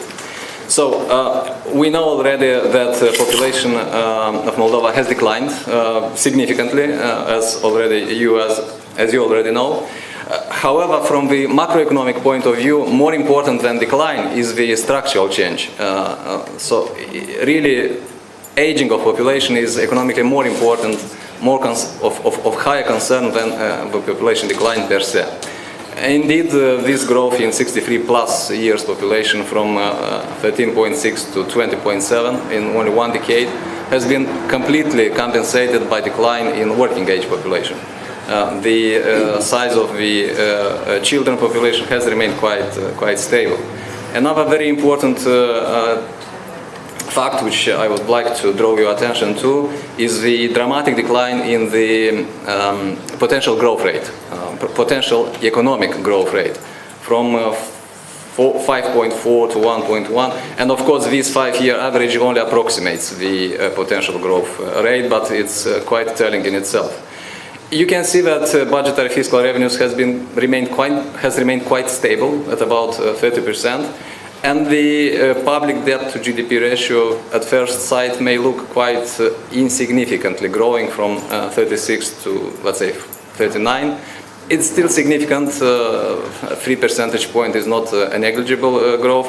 But what is more concern, what is of higher concern, is the growth in cost of debt from 0.6 to 4.6%. So the interest paid to serve the debt. And the shares in public budget expenditures, I would like to draw your attention to the fact that, for instance, social protection has increased from 32 to 39% in only 1 decade. And this growth completely corresponds to this growing size of the old age population. So my question is, what fiscal impact to expect if these demographic changes continue, and we already know that they will continue? How much the public debt would go up? Would an increase in taxes, for instance, would a fiscal policy be a correct response to this challenge? And if not, what would be alternative policy options that Moldova would have? As I already mentioned, I integrate national transfer accounts, insights from national transfer accounts with the results from the demographic projections and with macroeconomic modeling. And here I would like, of course, to thank my colleagues from Center for Demographic Research for providing me the data on demographic projections. I adopt a rather simple modeling approach. It's deterministic rather than stochastic, and it's, I should admit, is more accounting rather than behavioral. You already saw the population pyramids for 23 and 2040. What I wanted to mention here is the expected growth in size of population 65 plus, from 60% in 2023 to 21% in 2030 and 24% in 2040. This, of course, the size of the old age population explains this graph. As you can see in this graph, this is a graph from NTA, which I mentioned. I'm not sure if this pointer is of any use. This graph presents public inflows and public outflows. Inflows meaning benefits arising to population, and outflows referring, of course, to revenues, to taxation. Outflows and inflows, NTA adopts a slightly different terminology and approach. Outflows is how we pay for as let's say, as taxpayers, and the inflows is how much we get as citizens of the society. And you can see that old age population already accounts for about 40% of the total inflows, while financing only up to 20% of the total inflows. In fact, the entire public finance system in Moldova rests on the shoulders of population 25 to 50, which provides about 75% of the total financing to the system. Why the old age population consumes so much? The panel on the right explains you. This is mainly because of pensions, of course, and increasingly more important because of the health services. From the NTA, I also calculate age-specific employment rate. Normally, economists only use only one macroeconomic employment rate. But when you tell 40% employment rate per economy, it tells you one thing. But when you say that, let's say, working age population has on average 60% employment rate, whereas the younger population, 15 to 20, only 20%. It's a different type of understanding. These two graphs show how exactly per capita age profiles of public transfer flows separately for inflows and outflows have evolved in the recent 4 years. And I'm using here data from the NTA series for 4 years. Probably the shape has remained quite stable. If you look both inflows and outflows as a shape do not display significant changes, maybe except some a bit higher growth in case of the older population for inflows, which should not be a surprise, as we already know. What is really important is this vertical displacement. Yeah? It becomes more and more expensive to finance public inflows in Moldova, and this requires significant growth in outflows. I adopt a modeling approach which has been already employed in 2019 in El Salvador by an economist called Ricardo Peña. ET stands for expenditures. Yes, the budgetary expenditures, and these expenditures are modeled separately for each type of NTA inflow. And in NTA we have 5 types of inflow. We have education, health, pensions, other cash, and other in kind. Then each type of inflow is modeled so that it incorporates both population in every age group, the inflation rate, the real growth rate.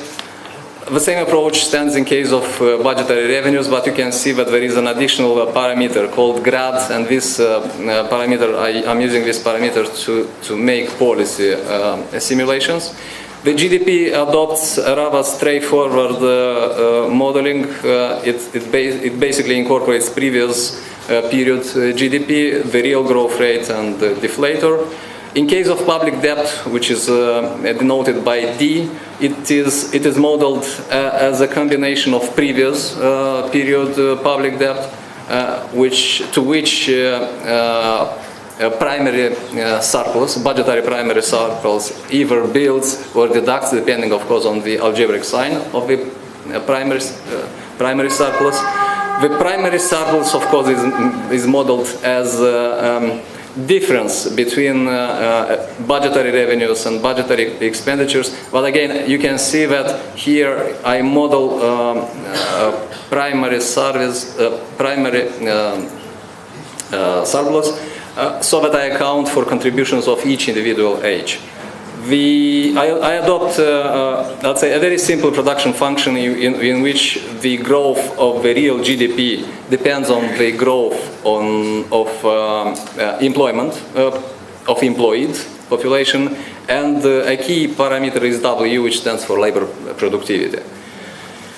ACAER stands for age-specific employment rate, and from the last equation you can realize that I model total labor per economy as individual contribution of each age, so that I account for the size of the population in each age group, in each age actually, a discrete age, and for age employment rate. I follow the CDR demographic projections scenario. So I build let's say one low fiscal impact scenario, one medium, and one high, which directly corresponds to Center for Demographic Research projections. But of course, in order to understand the impact of the aging, we need an alternative, a baseline scenario in which there is no aging. This may sound a bit artificial and even a bit concocted, but this is truly how economists should understand the impact of some shocks.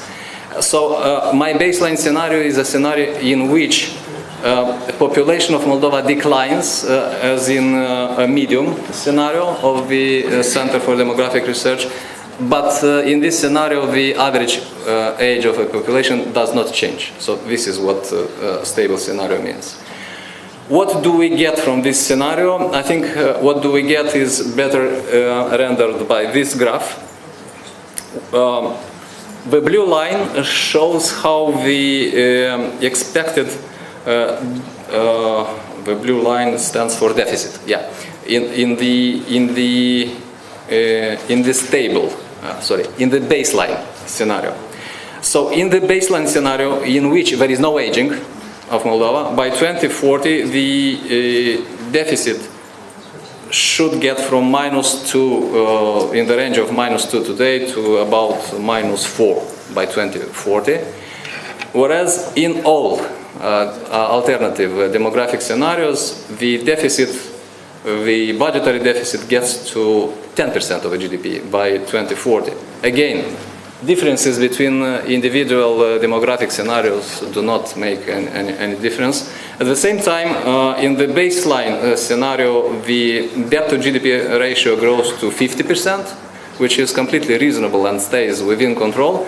Whereas in other, let's say, in the more prospective, the more realistic demographic scenarios, debt gets above 80% in all scenarios. 80%, of course, is much higher than the Maastricht, for instance, criteria of having only 60% of GDP, or even IMF 70%. So, what policy options do we have? I've built the policy scenarios in a bit, let's say, counterintuitive way. It's these scenarios are goal-seeking scenarios. So, what goal-seeking means?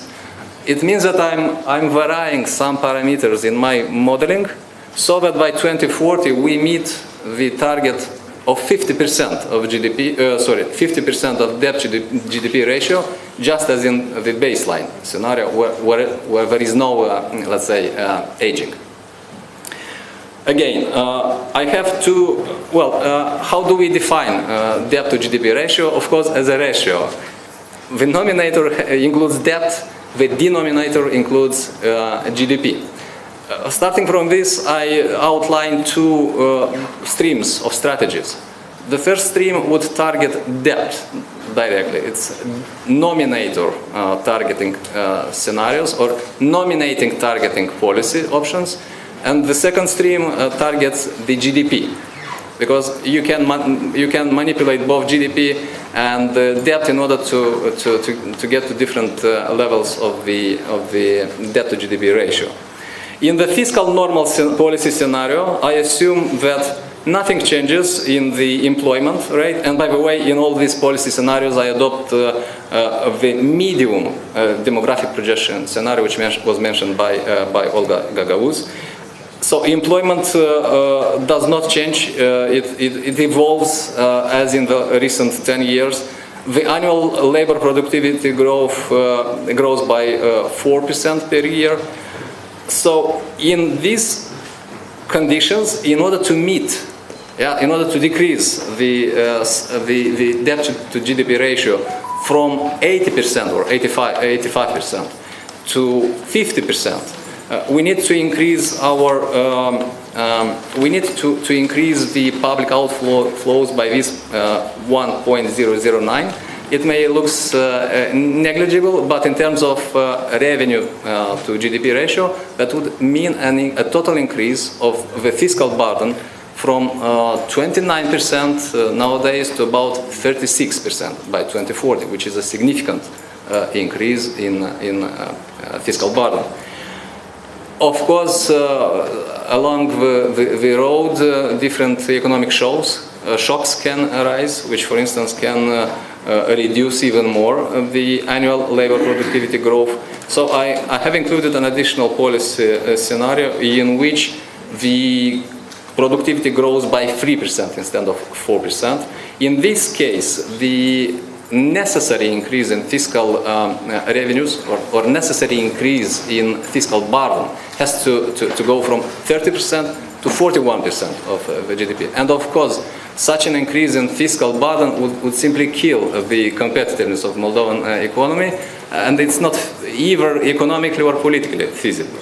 So the second, the other two policy options, called employment normal and employment fast, they target the denominator of our ratio. Yeah? How much should we increase, let's say, the economy so that we reduce the debt to GDP ratio to 50%.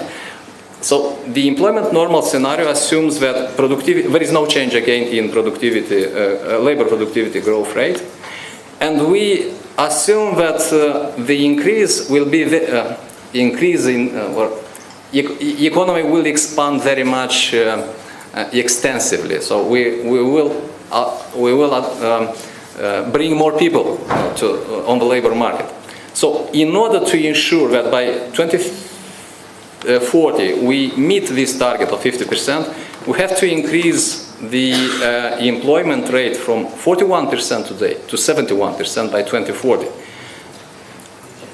Let's look at this figure not as an average, but to try to understand how this figure can be spread, let's say, across different ages. If we assume that all adults work at 97%, which is a fantastically higher level of employment. So if we adopt this fantastic assumption, then in order to meet this 71%, we need to increase the level of youth employment from 20% to 40%, which means that we'll have to take a lot of youth from schools and send them to the labor, and this would not be enough.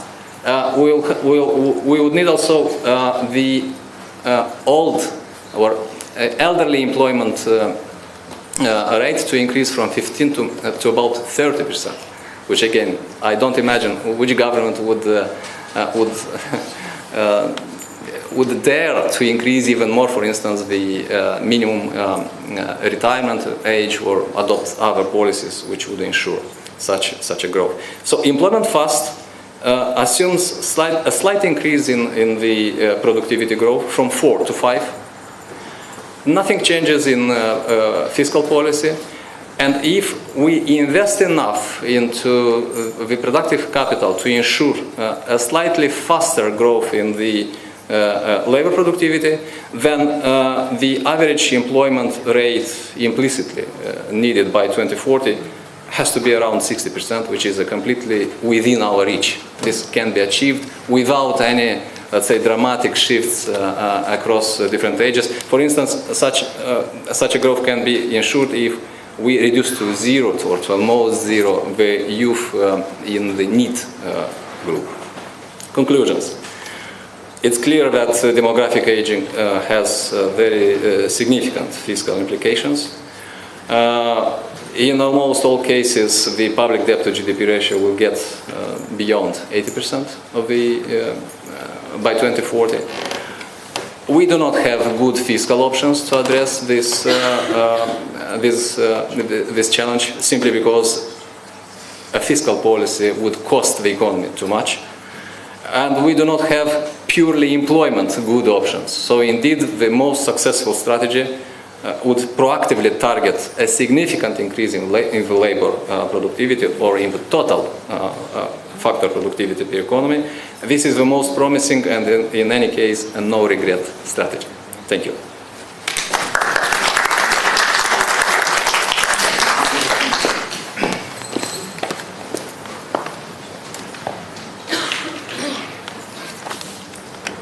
Thank you very much for this presentation related to economic and social consequences of demographic aging is very important for all researchers from economic domain and from social domain. We finish all our presentation in plenary session. I would like to thank all reporters for their comprehensive reports, which I hope raise many questions and will open new directions in our research. Now I declare the plenary session closed, and we will have a break, coffee break, which will take place in a hall of the second floor. At 13 p.m. 13, we will continue our work in 5 sections. Please follow our program. And I wish you to have interesting discussions in the first day of our conference, also in the second day of our conference, when we will have some presentation related to some projects and studies. Thank you very much, and I invite you for a coffee break.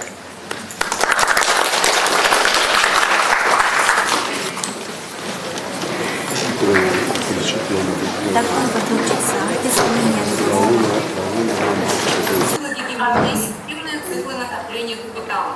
В исторической ретроспективе, начиная с длинного 16 века, кризисно-милитаристические фазы были их циклообразующей фазой и разворачивались в форме 30-летних мировых войн.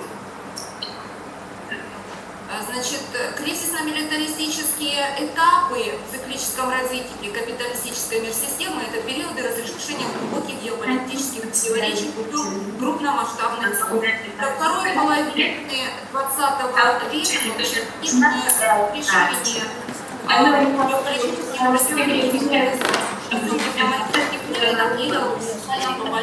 Сегодня, согласно технологии развертывания длинных в мирсистеме начинает развиваться фаза макрорешения, которая в исторической ретроспективе представляла собой не менее 30 лет населения противоборства между конкурирующими акторами геополитики. Предварительно во время фазы построения коалиции этих циклов они формируют свои геополитические блоки, в которых сплочены их союзники и противники.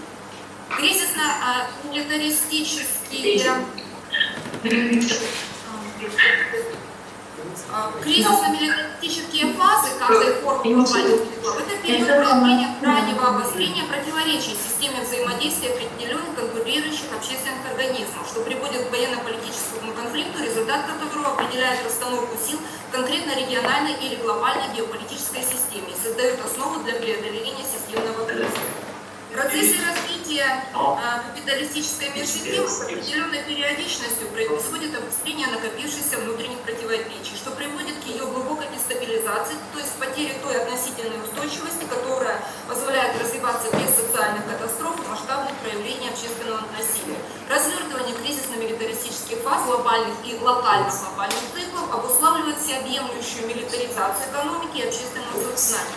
Формирует, условно говоря, определенная экосистема сосуществования и постоянного взаимодействия государства, бизнеса, обеспечивающих потребности военной сферы, гражданского общества, сознание которое становится под влиянием политико-идеологических инструментов милитаристически ориентированным. В такой экосистеме действия всех акторов подчинены потребностям военной сферы в широком ее понимании, которая включает в себя и военную экономику, особый строго регламентированный способ общественной жизни, ограниченные требованиям чрезвычайного положения, обусловленного идеологией войны.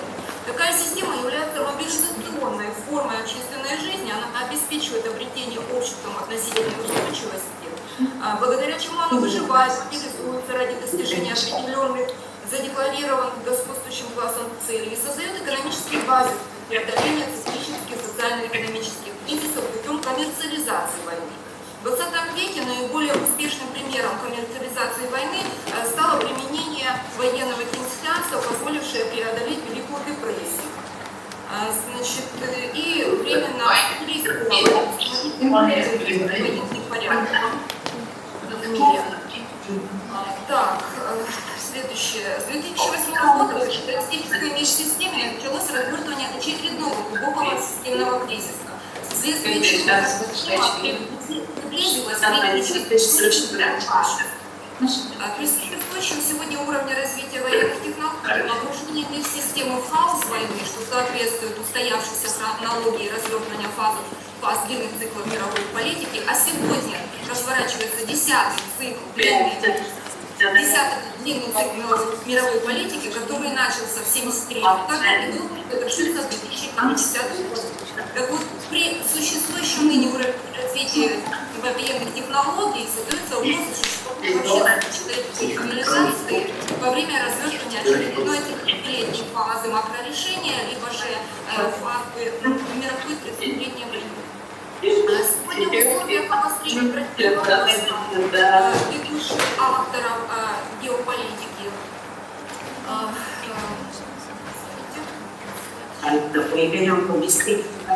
Сегодня в условиях обострения противоборства ведущих авторов геополитики политическая система стала на путь милитаризации, продаж оружия. Вот в первом году находился в ограничении экономических... Domnul Mărdulescu, vă rog să închideți microfonul. Производителя оружия и военных услуг, топ-100 составили 592 миллиарда долларов, что почти на 2% выше, чем в 2020 году, и сохраняет тенденцию роста, по крайней мере, с 2015 года. Василина, прошу прощения. Domnule Mărdulescu, vă rog să închideți microfonul. Оценивают общую стоимость мировой торговли оружием в 2021 году в сумму не менее 127 миллиардов долларов по сравнению с 95 миллиардов в 2012 году.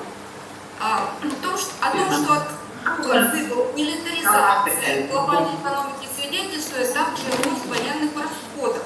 Обострение геополитических противоречий вследствие их развязывания локально-глобальных военных конфликтов условили увеличение мировых военных расходов в 2023 году почти на 7%, что стало самым резким ростом в годовом исчислении 2009 года. Мировое бремя военное увеличилось до 2,3% от ВВП в 2023 году. В 2023 году мировые военные расходы на одного человека были самыми высокими с 90-го года и составили 306 долларов. Да. В 2023 году все страны из ТОП-10 по критерию военной направленности расходов увеличили свои военные расходы. Наибольший прирост среди этой группы был в Украине. Ее военные расходы выросли на 51%. Основной движущей силой глобальных циклических процессов милитаризации является конкуренция ведущих авторов геополитики. Периодические обострения противоречий между ними, особенно между теми, кто претендует на статус мирового лидера, приводит к развертыванию кризисно-милитаристических фаз. В циклических геополитических процессах важную роль играют также локально-глобальные циклы, присущие политико-экономическим системам стран, которые выполняют на определенных исторических этапах одну из таких функций. Лидер, мировой гегемон, претендент на роль лидера мир-системы или регионального лидера, пространство локализации и разрешения геополитических противоречий. Сегодня локально-глобальные циклы США – это лидера, мир-системы Германии – регионального лидера, в прошлом претендента на роль мирового лидера России, претендента на расширение пространства своего регионального лидерства, и одновременно пространство локализации милитаристических способов разрешения противоречий. Украина – это пространство локализации милитаристических способов разрешения геополитических противоречий. Развертывание этих циклов, периоды военного насилия играют циклообразующую роль. Каждая форма локально-глобального цикла военно-экономического имеет кризисно-милитаристическую фазу. К таковым циклам в первую очередь следует отнести в США институциональные циклы, которые приводились в действие войнами. Война за независимость, гражданской войной, Второй мировой войной. Джордж Фридман выделяет такие циклы 80-летние. 80-летние циклы институциональные. Германия и Россия – это локально-глобальные военно-экономические циклы, первой и циклообразующей фазой которых является война, позволяющая оценить эффективность и жизнеспособность политико-экономической системы воюющей страны. Начало Первой и Второй мировых войн во многом было обусловлено развертыванием в России, впоследствии США и Германии, странах, которые наиболее ярко выражали обострение противоречий в геополитической системе и претендовали на повышение своей роли в ней особой локально-глобальной формы военно-экономических циклов, состоящих из следующих фаз: война, послевоенная реформа, социально-политические трансформации переломного, часто революционного характера, как реакция на произошедшие реформы. Особую роль в циклической динамике играла Германия геополитической, что предопределено ее геополитическим положением, которое, по мнению Маккиндера, автора теории Хартленда, Германия занимает центральное стратегическое положение в Европе. Внутриполитические процессы и экономические, которые происходили в 19-20 веке в Германии, стали одной из важнейших предпосылок развертывания крупномасштабных войн. Германия была челленджером в ходе длинного цикла мировой политики, развертывание которого началось в 1850 году. Но во время фазы макрорешения 1914-1945 год Германия потерпела поражение, и к началу 21 века Германии со временем удалось занять положение регионального лидера, но после 2008 года начался процесс медленного неотвратимого упадка немецкой политико-экономической системы, что явно видно сейчас. В Украине наиболее актуальной формой локально-глобального цикла является внутриполитический цикл, состоящий из 3 фаз. Циклообразующей фазой этого цикла является политический кризис, приводящий к социальным конфликтам и насилию. При этом кризисная фаза каждого последующего внутриполитического цикла в Украине характеризуется увеличением масштабов социального конфликта, усилением социального насилия, приобретающего все более системный и целенаправленный характер. С 1993 года в Украине развернулось 3 цикла внутриполитических длительностью 11 лет. 4-й политический цикл начался в 2023-2024 году. Вся историческая ретроспектива политических циклов в Украине – это процесс формирования оснований для ее включения в глобально-военно-политическую цикличность как пространство локализации и разрешения геополитических противоречий. После начала локально-глобального конфликта в 2022 году Украина способна поддерживать свой бюджет только за счет сочетания повышения налогов, долга и международной финансовой помощи. Локально-глобальный конфликт в Украине разрушил не только ее экономику, но и создал глубокие социальные, экологические деструкции, которые долгое время будут препятствовать ее устойчивому социально-экономическому развитию. В целом, для стран, на территории которых происходит локализация основных событий кризисно-милитаристических фаз глобальных циклов, в частности для Украины, неизбежны масштабные последствия деструктивного характера. В частности, в Украине обострились тенденции ускорения депопуляции, масштабную миграцию украинцев за границу, фактического прекращения базового воспроизводства населения, в целом рабочие силы в частности. Для преодоления последствий войны необходимо в Украину инвестировать на восстановление в 2023-2026 году $128 миллиардов, а в 2023-2033 году в этот период почти $411 миллиардов. Это большой вопрос. Сегодня капиталистическая межсистема погрузилась в целом в сильнейшую нестабильность, рушатся давно установленные институциональные практики взаимодействия акторов геополитики, установленные после завершения фазы макрорешения 9-го длинного цикла мировой политики, то есть 1914-1945 год, это Вторая мировая война, фаза макрорешения. Значит, тот мировой порядок, который был установлен, он сейчас претерпевает глубокий кризис, турбулентность. В современной межсистеме критически обострилась конкурентная борьба между претендентами на роль мирового лидера, а также между борющими за статус региональных лидеров. Такая геополитическая ситуация соответствует логике развития длинных циклов мировой политики и институциональных циклов современного мирового лидера США. Имеется в виду внутренние институциональные циклы, каждый из которых инициировался войной, внешней либо внутренней. Я уже завершаю. Значит, исходя из хронологии развертывания фаз макрорешения длинных циклов мировой политики, в 2050-х годах будет происходить милитаризация экономики и общества стран, активных участников геополитического противоборства.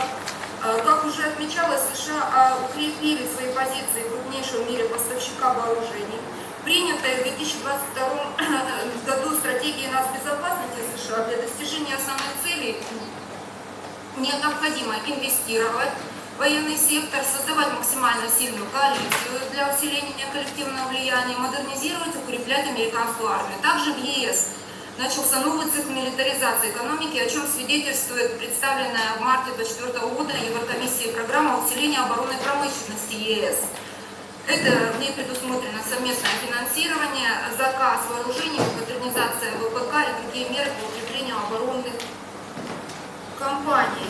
Сегодня начало очередного, я завершаю буквально полторы минуты. Сегодня начало очередного кризисно-милитаристического этапа циклического развития как системы инициирует переход на военные рельсы стран, на территории которых происходят локально-глобальные войны, а также масштабную милитаризацию политико-экономических систем стран, которые являются претендентами на роль мирового лидера либо региональных. Любое переформатирование структуры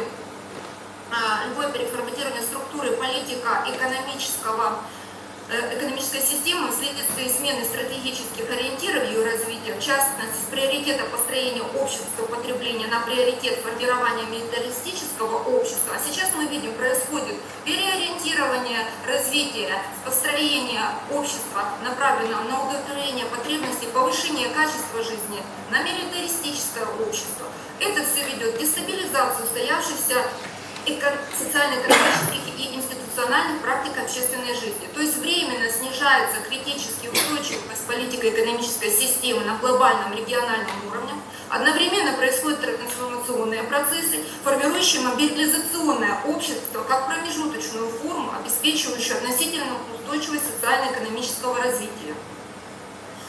Это мобилизационное общество начали формировать с 2019 года, со времен ковида. Сейчас мы видим развертывание процесса в новой форме милитаристической. Страны, на территории которых локализованы милитаристические процессы геополитического противоборства, должны избрать для своего выживания и развития наиболее эффективную политико-экономическую модель, то есть принять принципиальное решение, создавать милитаристическое общество мобилизационного характера, ориентированное на десятилетия войны, или избрать модель, ориентированную на стабилизацию и солидаризацию общества, разворот в сторону реализации концепции социального государства. Эта проблема актуальна как на глобальном, так и на региональном уровне.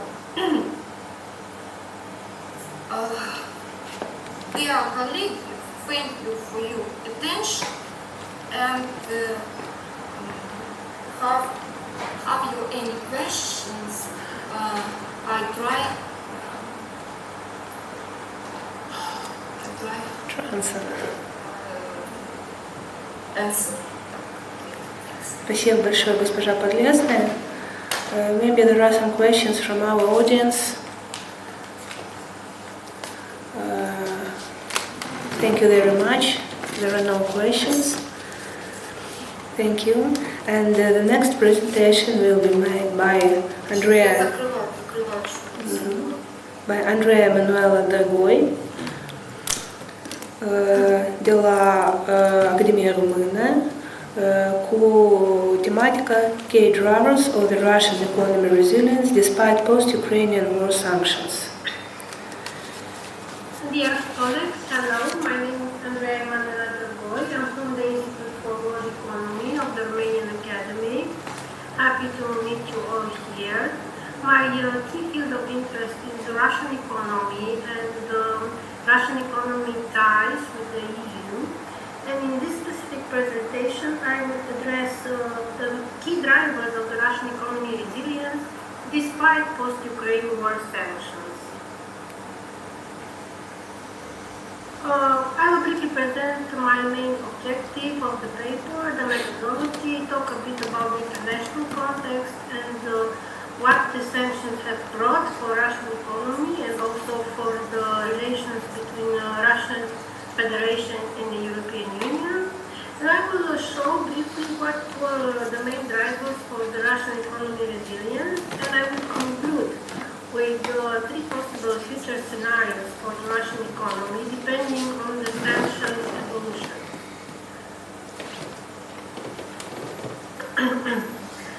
I will also present the impact of sanctions on FDI and trade, and I will show how the Bank of Russia has managed to cope with the sanctions, adopting specific measures to support national currency and the economic recovery. My methodology is a mixed one. I combine quantitative and qualitative analysis to examine the post-sanction Russian economy. I base my quantitative analysis on a comparative approach to several key macroeconomic indicators for 2022 and 2023. I'm using data from Eurostat, the National Statistical Office of Russian Federation, Bank of Russia, the International Monetary Fund, World Bank, and European Commission. I combine all these data because, as you probably know, sometimes the Russian statistics are not up to date, and there were a lot of controversies about the duration data. As I showed, the forecasts were very different at the beginning of the war, especially for the GDP. So, international context. It is well known that after the invasion of the Ukraine, Russian Federation was confronted with unprecedented sanctions from the main Western countries, from the EU, USA, and also other Western economies, and that has led to a frozen partnership with Western countries. So naturally, the Russian Federation has done the shift to friendly states, expanding cooperation with countries that did not impose sanctions. Those countries are labeled as friendly states, and they are notably states from BRICS. China, India, Brazil, and also Turkey, who is not in BRICS, but is a friend of Russia today.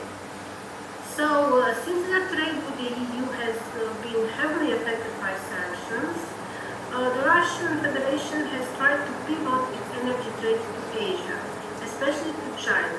However, this initiative was slow and costly because of the trade with the EU has already benefited from a large infrastructure, and the trade with China needed to develop such infrastructure. There was the Power of Siberia 1 pipeline in construction, and they need to develop a second pipeline for natural gas flow. It's like I say, a slow and costly process. However, despite this global isolation, the Russian economy has shown a resilience due to several factors: abundant natural resources, fueling energy exports, a low external debt, and monetary policies controlling inflation and supporting the rapid recovery.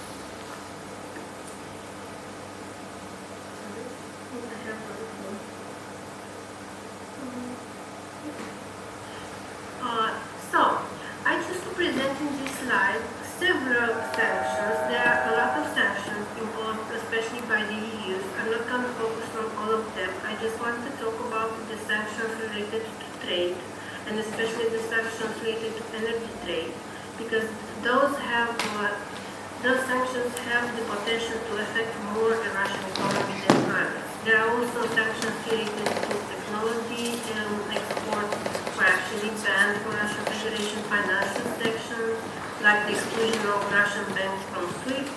But like I said, I choose to concentrate on this. If you follow this link, you can see the totality of EU sanctions imposed to Russia here. And here are the US sanctions imposed to Russia. So, in a nutshell, the EU sanctions focused on oil embargo, setting a 60 per barrel price cap on Russian oil exports to third countries. And by the end of 2022, the EU successfully eliminated nearly 90% of its imports of Russian crude oil.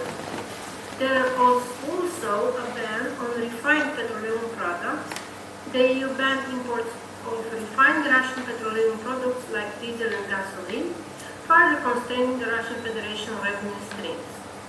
Also, the US has imposed a complete ban on Russian energy imports, and also secondary sanctions and export restrictions placed on the export of energy technologies and equipment critical for Russian energy production.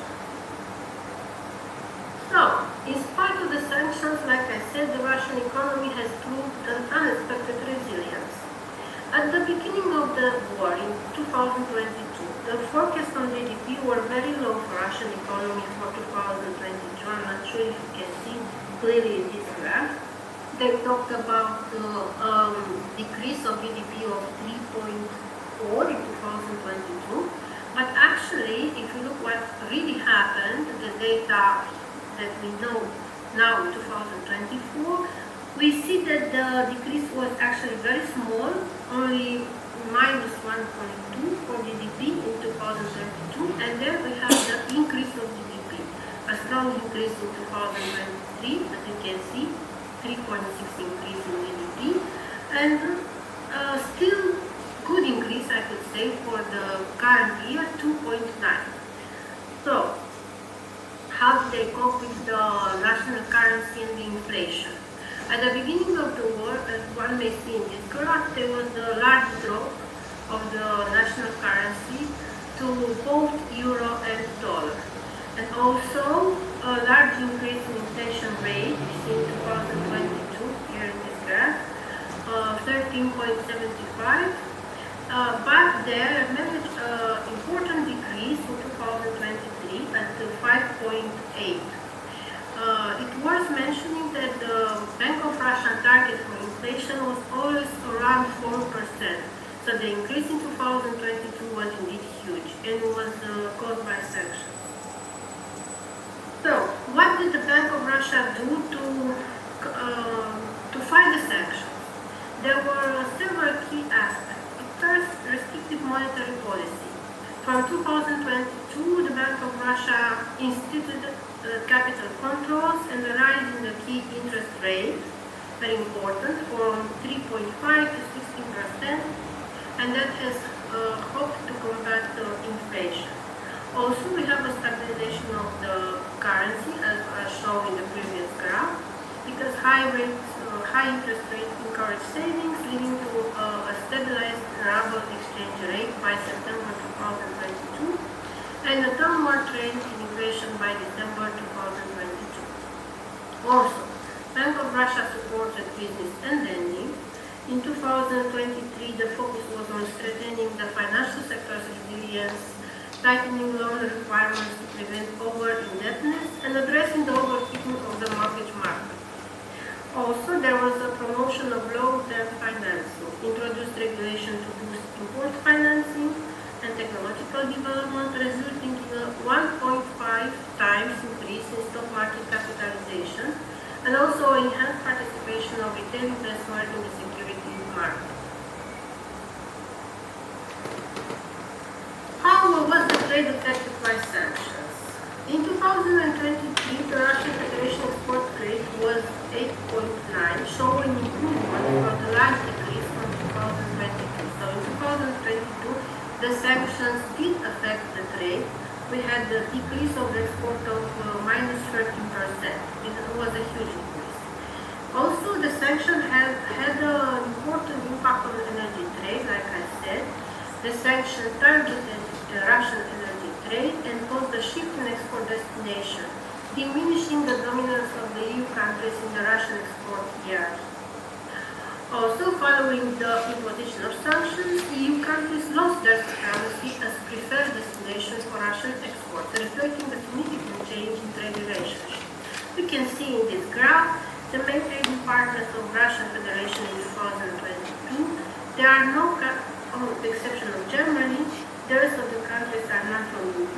On the first place we see China and also India and Japan and Belarus. Still, the energy trade somehow remained because although by the late 2023, Asian countries are key partners for importing of coal, crude oil and natural gas from Russia, as you can see from this graph, on the first place we see China for both coal and crude oil. But there is a persistent energy ties in the European countries. They could not break their dependence in terms of natural gas. Despite sanctions, the EU-Russia energy relationship continues. The EU state has not yet achieved full independence. We can see here in this graph that from the point of view of pipeline gas, EU is still the preferred destination for Russian exports. Also, in the second year of sanctions, Germany, it's not a bit to say, has halted imports due to its effective policy, but Germany is an exception. She managed to sever the ties with Russia, but is the only country who managed to do that. In terms of FDI, the sanctions had an important impact on the FDI inward inflow. Actually, in 2022, the first year of the war, the FDI flows into Russia dropped severely by $15.2 billion from $38.6 billion in 2021. There was a slight recovery, however, in 2023, when FDO flows showed a modest recovery, reaching 0.8 billion. This recovery was due mainly to the complicated bureaucracy procedure instituted by Russian authorities who tried to stop the exodus of foreign investors. They didn't manage to stop it completely, but they managed to make it slow. Also, in 2023, there was an important reduce of asset sales. Transaction involving asset sales by foreign companies decreased severely to 97 from 109 in 2022, with total sales value at $11.14 billion, down from $60.31 billion in 2022. What happened with the Russian budgetary equilibrium? Before the sanctions, Russia never experienced budget deficit. However, after the sanctions, Russia confronted with a persistent budget deficit. Russia is projected to run a budget deficit of 1.8% of GDP in 2024. And 1.5% in 2025, so a slight improvement compared with the 2023 level. In terms of tax and revenue improvements, they try to cope with the deficit to achieve a budget surplus. They instituted new regulations to enhance tax revenue and a better collection in the federal budget. There was some legislative proposal presenting ways to reform the fiscal system, including amendments to tax code, budget code, and budget law. Those amendments include reviewing the progressive tax. According to European Commission data and the Bank of Russia forecast, in 2025, the Russian Federation will still have an increase of 1.7 for GDP, so no recession for Russia, not even in the next year. Although we may see, compared with the 2024, there is a slight decrease in the GDP rate. The unemployment is relatively low, as you can see in 2024 and in 2025. The inflation will be lower in 2025 due to the measure already enforced by the Bank of Russia. The Russia will still run a budget deficit, but less one compared with the current year. The public debt is low, as you can see, it remains low, and the export will experience most likely a slight decrease, and also that it's available for imports too. But all in all, the forecasts are not so bad. So, three main scenarios. We hope to expose these scenarios to you. If the sanctions remain unchanged, the Russian Federation could experience stable economic growth, like I said, with ongoing pressure on the national currency. As previous measures like restrictive monetary policy and interest rates hike effectively stabilize the ruble and control inflation in the short term, though their effectiveness may diminish under current conditions. If worsening conditions arise from a strong fragmentation in the global economy, then the Russian Federation will have to direct even more the energy trades toward China, but this will be a process, like I already mentioned, a costly and limited process, because Power of Siberia 1 and the future Power of Siberia 2 pipeline cannot accommodate the surplus previously sent to Europe. Also, the third scenario, if new sanctions will be imposed, this process will hinder growth and decrease demands for Russian exports. So, in this scenario, the Russian economy could contract in 2025 with the potential for resuming growth in 2026, but at a slower pace than currently observed. Some conclusion. Future development for Russian economy will largely depend on the government military and economic decisions, if to continue the war or not. And growth will remain tied to energy exports and public spending on military industries. Also, a new approach to sanctions is necessary for increased their effectiveness. They should be focused more on clear, targeted objectives that are difficult to evade, and more restriction on energy exports since they are the main engine of Russian economy. And also, it should be a better international collaboration to prevent illegal evasion activities. Thank you for your attention, and if you have any questions. Or a place where we love to live in, actually, which is in sync with what the very famous Danish architecture, Jan is making in many other cities, not only in Europe, with his theory and his very famous people. He wants to humanize again the cities and to return the space to the people back from the automobiles, from the buildings, and so on.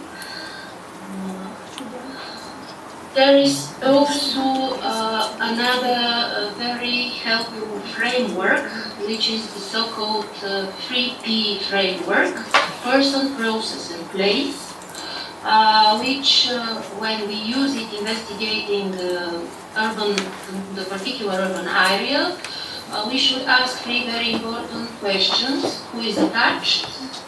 The concrete individuals, the community, the society, it depends on the scale we are making our research.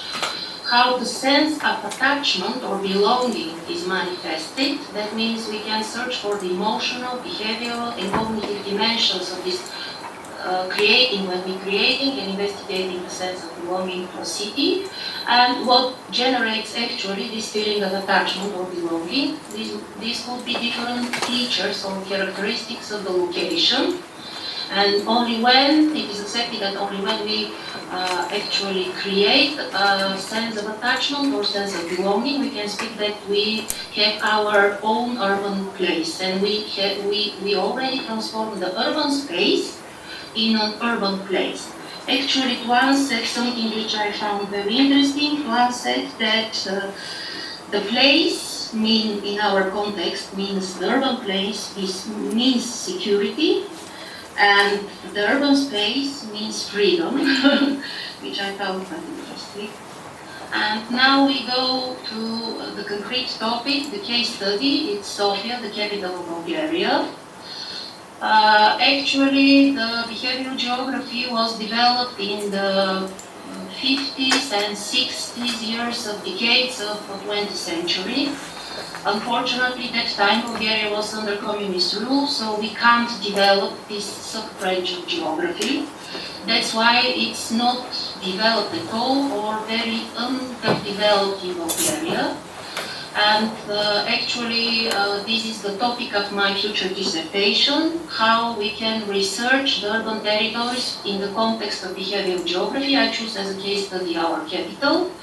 So, first of all, we need to have, some impression about Sofia. It is that is the capital, it's the biggest city in Bulgaria. It concentrates more than 20% of the population. That means that we already have a hypertrophic growth of this city on the expense of the other regions of the country. Actually, from maybe 3 decades, Sofia is draining very fast the populations from all other regions in Bulgaria, and there is no other bigger city on our territory which can compete with it. Which from the point of regional policy and urban development is quite bad fact and unfavorable tendency in development. Also, the capital generates more than 40% of the national gross domestic product, and also in Sofia are invested more than half of foreign direct investments. That means that consequently, Sofia is the most powerful economic center in Bulgaria, and also no other city in Bulgaria can compete with it. And the other negative feature of the contemporary development of Sofia, it's a long historical development, actually, that it has a highly monocentric spatial structure, and has the typical spatial structure of the former socialist bloc countries. And our architectures, you see on the map, I can just explain. We have 4 concentric zones. With the orange here are actually the central city area. Then with the violet is the so-called inner city, the old quarters of the town Sofia, which were developed till the end of the Second World War. Then we speak with the green and the blue about the large residential complex, mainly constructed with the green one, are these ones that are constructed, panel constructed blocks, which are constructed during the communist period. And then with the pink these are the new quarters. Mainly they are luxurious buildings. Here are concentrated mainly the gated communities, constructed gated communities, which are on the slopes of Vitusha mountain. And with the orange are the others, actually. They are settlements or part of Sofia agglomeration. This is the border of capital municipality with the gray, and with the pink is the construction boundary of Sofia city, which was not changed since 2009, which caused lots of problems by now. And if you ask the questions why it's not changed by now, due to the very powerful political and economic interests which are involved in the new construction and the social and economical development of the capital. So Bulgaria is witnessing, after the fall of communism, an uncontrolled, actually urban sprawl, and partially some processes of suburbanization. But we are witnessing now, unfortunately, a process of deepening the spatial segregation. The southern neighborhoods of Sofia actually are the affluent ones. On the map here, you can see with the green-blue one, with the green-blue color are matched the quarters in Sofia, the parts of actually Sofia municipality, which are the richer one. With ochre are the quarters which are actually with the middle incomes, and with the brown are the districts and quarters and settlements in the capital municipality with lower incomes. So we can see very well the south-north gap in social and in economic scale. Also it is accomplished by insufficient distribution of public infrastructure. Actually, the capital wasn't, and especially its road infrastructure, wasn't planned for so many people and especially for so many cars. And in the new quarters of Sofia, there is not sufficient or not even at least the existence of primary public infrastructures like schools, like hospitals, green yards and so on, which is becoming a quite huge problem for the capital. In the last years, due to the social and economic environment, especially to the very favorable conditions which bank guarantee for mortgages loans, we have very intensive new building construction. Again, it is very intensive in the southern part of the capital, and a great imbalance between the northern and the southern parts of the cities. And what is strange, that about 30% of the housing stock in the capital actually is inhabited. That means that there is no person who is living in this apartment or in this house. We called this phenomenon in Bulgaria the dark windows. And also all this concentration of people, economic activity and transport vehicles cause a deterioration of urban environment and serious ecological problems. The main serious disadvantage of Sofia, the citizens find, is the pollution of air and also the collection of waste. And unfortunately, we lack an efficient policy on national and on local level which could solve or help to mitigate the problems which our capital is facing and is struggling.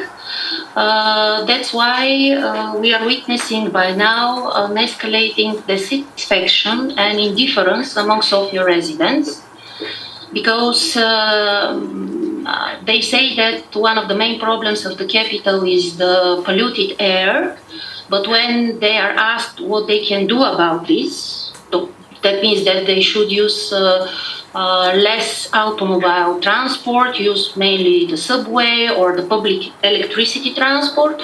They say that this problem is not, is not related to them.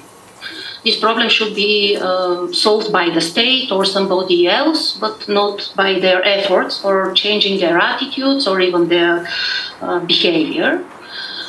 So the main conclusion is that here you can see again the advantages that behavioral geography offers when we actually investigate the urban environment. I hope that when I develop further my dissertation, it will include cognitive maps, it will include in-depth interviews, it will include also questionnaires. We can see the cognitive maps, which are quite, they're not objective, they're quite subjective, they're quite deformed, but these are cognitive maps with which the citizens operate in their everyday life, and we should extract them to the extent we can with all the research methodology we by now we can use, so to find afterwards how we can create what are the main problems, and afterwards how we can maybe change, find if there is some kind of belonging, sense of attachment to the place where they live, and how afterwards we can maybe reshape the negative effects and raise the awareness of the citizen in the capital, and to increase the positive attitude to the urban environment they live in, so to help the local authorities to solve more sufficiently the many problems in future urban development of our capital. So that I put at last here what we want to have, urban space with a place, that means we have already an attachment to it, it means something very special to us, or we speak about just not the environment in which we want to live or we dislike it. And something to conclude with a smile to all of you here. That is young girl, I like this citation very well. It's time to have fun in the cities. So thank you very much for your attention. Thank you, Mrs. Desislava Poliganova, for your insights. It was interesting to know about Sofia and geographical behavior. And now we invite to our next presenter, Mr. Valeriu Sainsus, an associate professor from the National Institute for Economic Research, Academy of Economic Studies of Moldova, and he will present a report about family intergenerational relationships during the period of childcare and care of elderly parents in Moldova. The floor is yours, and you may share the screen. Yeah.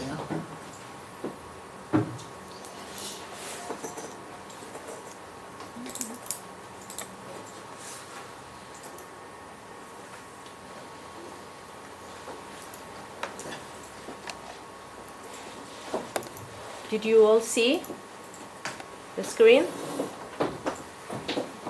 Please confirm, and you opresc aici, dumneavoastră porniți acolo. Confirm, but yes, all is right. Yeah. Porniți microfonul de dumneavoastră, vă rog. Aici care e și de jos și de acolo.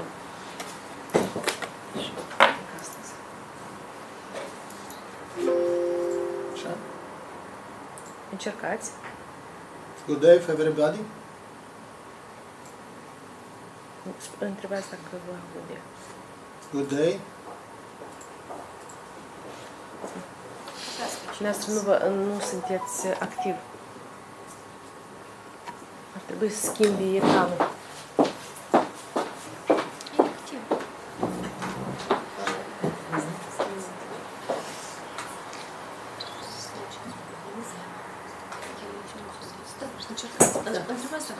Good day.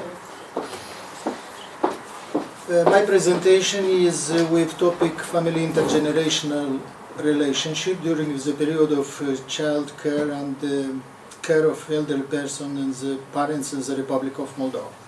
Or my topic are correlated with topic of Madame Olga Gagauz, because we have data just from census data, and sometimes we can't study which is the correlation and which are dividends to support child care or to support natality in the Republic of Moldova. That's why GGS data was a big opportunity for us just to make more profound our studies and reports are correlated with reproduction of population. Maybe you know, in the Republic of Moldova, let's say demographical crisis, it's a big one and is with duration, even from medium time. Nu se poate. Acum moment. Opriți la dumneavoastră și vorbiți mai tare. Sunt here? Okay, we understand that you don't hear. Okay, please confirm it if you hear now. Mr. Sciences, if you hear Mr. Sciences, because he is at another computer. Try again. Do you hear me? Yes, we can hear you already. Yes.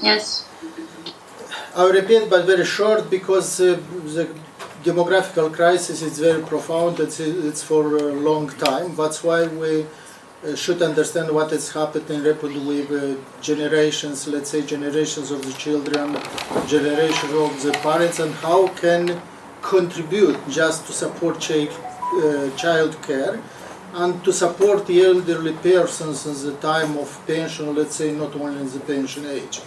At the same time, we just appreciate that it's a big dividend. Dividends in report of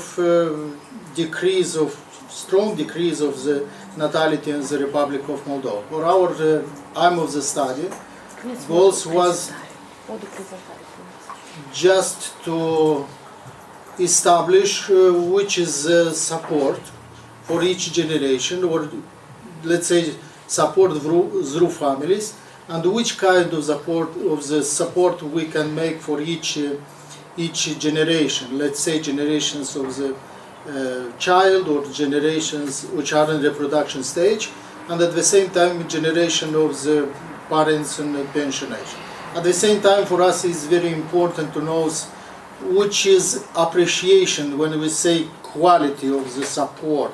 It's more financial, more material support, or this is just only emotional support. At the same time, we should say that really in our country we have tradition to support young generation, but we don't have data to make, or let's say to appreciate which high or how less is support for these kinds of the support. And GGS data, just we establish or we extract some questions to see or to realize how higher is support, and we establish through GGS data what really support is, even for children in the time of reproduction, or this support is just not more 20%, mean from all people who answer to this question in GGS data, this support is more higher from age from 15 up to 24, but at the same time for us it will be more detailed research if we will continue this study, because we try to establish for the next generation if this support are really from parents and at the same time mutual for parents. What we establish in aspects of child care or who help child care, how frequently or how less. Many of them just answer that this care was daily. This is about 1/3 of all who answer for this question in our research. At the same time, we make that really 10% from them answer that was 3-4 times per week. 20% from them, or every 5, answer that really support or helps for childcare was 1 or 2 times per week. Of course, we try just to make which is correlation with support childcare, but at the same time to support parents. And you can see, as you can see in my data, that really support was daily. Is more higher for people or for from a point of mother. It's about 1/3, let's say medium. Of course, it's less from father, and this depends from which kind of the services, or let's say work are due for his parents or for his child in time of childcare.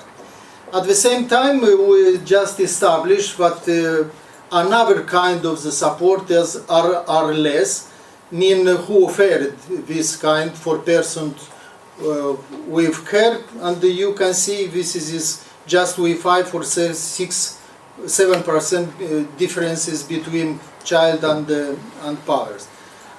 parents. Of course, in our data, regular help with child care offers, of course, mother, or let's say in these dimensions with child care, just more half of support comes from mother of the children. Is less in rapport with his relatives, let's say sisters, or another relatives of the people who have child. For us, was very interesting also to establish how frequently was supported with child care persons, mean with from near relatives like son or daughter. As you can see from the data, but in report with range more are just son, daughter, grandchild, or sister or brother, less relatives, but at the same time here relatives are with support just several times, let's say in year, or several times in the months. In our study, we just establish support depends from duration between home of the parents and home of the child, and we establish that really many of them are near, or let's say every 4th, every 5 children with parents have distance from his apartment or let's say house, not more than or 15%. But really it's a question of parents to support his children in times of child care, and at the same time, after years, after duration of the years, to support parents in the time of old aging. Of course, we try also to establish many correlations, that you will see that really in age, support is in age 15-24, but at the same time is returning back to the parents in the age of 60 plus. Or, in our conclusion, we would establish that really in our tradition, and we have tradition to support young and old generation in our families, and this is just with a big opportunity, just to make for the policy some exchange to increase, or let's say to increase with such range of percent in the future.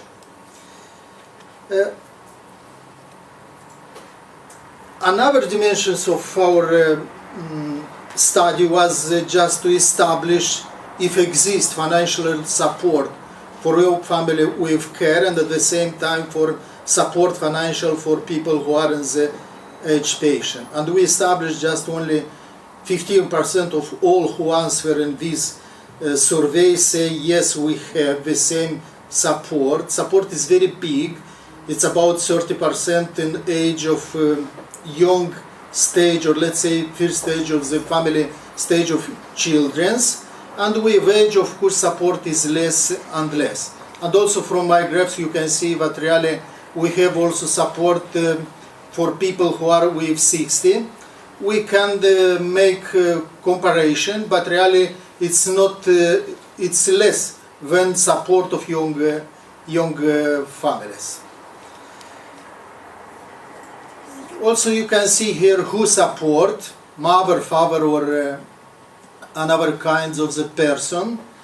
Of course, more correlated with young families, we establish what is mother, but you'll see that with age, even mother support more, or let's say correlation between generation of the children and generation of the parents are through mother. And the last elements was if people support themselves with works in the household. As you can see from the graphs, this support exists, or really we have not only emotional support, financial support, but also support with works in the household. In conclusion, we just established that in Moldavian families we have intergenerational support each other's. At the same time, we confirm that between generation and family is an ambience of mutual support and life cycle. And at the same time, the quality of level and satisfaction of intergenerational relation are in a good level, or let's say for the future we can use these aspects for policy in reproductions. Thank you for attention. Thank you, Mr. Thank you, Mr. Sainsus. And you are related to our time, and interesting analysis of DJ's data that is one of important research in Moldova that we can use in our analysis. The next presenters, we invite Nazim Ahmed Mondal with title of her report is Fertility, Intentions and Health Status, a study of Polish migrants and non-migrants. Nazim is a PhD student of the Warsaw University of Poland. The floor is yours. I see you here. Yeah, thank you. Thank you so much. Hi, Nazim. Hello. Could you please allow me to share my PPT? Yes. Just 1 minute. 1 minute. Sure. Simple demonstration.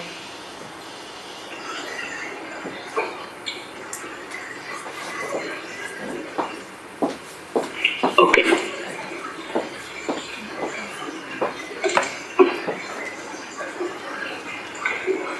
Can you see my PPT? Yes. And you can put it in the large form. Yes, just 1 minute. Yes. I don't know. It's okay. So, okay. So thank you for the opportunity. So as you already introduced me, my name is Nasim and I'm a PhD student at the University of Warsaw. And so the paper that I'm going to present, it is also part of the MIGFAT project. So if you want to know more about my project, where I work, so you can scan the QR code and you can get to know more. So when I was listening Professor Cunningham, I was basically getting kind of similarities between her research and my research, especially when she mentioned that immigrants have better health than native population. So with this touch, let me go ahead with my presentation. Okay, so the debate is that why to study fertility intentions? So especially when we have a scope of studying actual fertility behavior of the population. So basically, fertility intentions gives you an inkling of the fertility behavior of the population about near future. And probably because of this reason, you may find lots of articles from 1990s, especially from USA. And this topic has gained renewed attention in the European context as well in recent decades. And it is probably because of the two reasons. Number one is continued prevalence of low fertility rates in most European countries. And number two is this low fertility phenomena persisted even after a Great Recession. Existing literature also clear that there are a huge number of articles which already cover the determinants like income, educational attainment, and employment. When they examine fertility intentions as well as actual fertility behavior, but not exactly perceived health. And you'll also find ample of studies from the medical field, like how physical health, let's say cancer and disability, impact fertility intentions and fertility behavior. So, but when it comes to how perceived health impacts fertility intentions, I only found one article which got published in 2021. So in order to fulfill this gap, this study aims to investigate the fertility intentions of migrants and non-migrants of the same nationality at origin based on their self-rated health, well-being, and gender.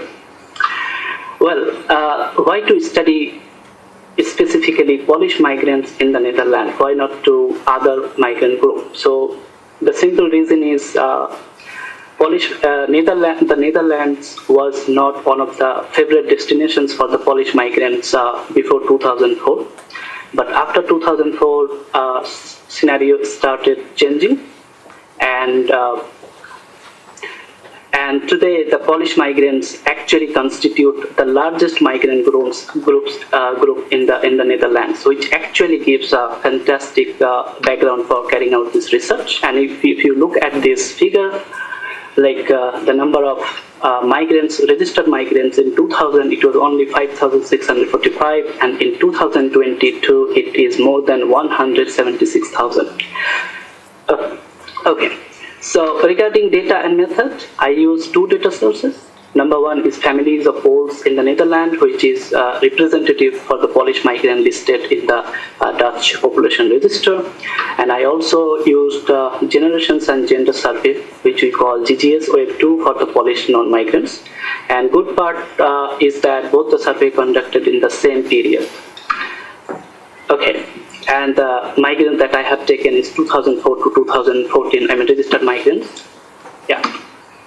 My outcome variable that I have used, the intention to have or another child in the next 3 years, independent variable, self-rated health, and well-being. Point to be noted that when I say perceived health, I am using these two indicators to refer perceived health. Okay, modeling strategy.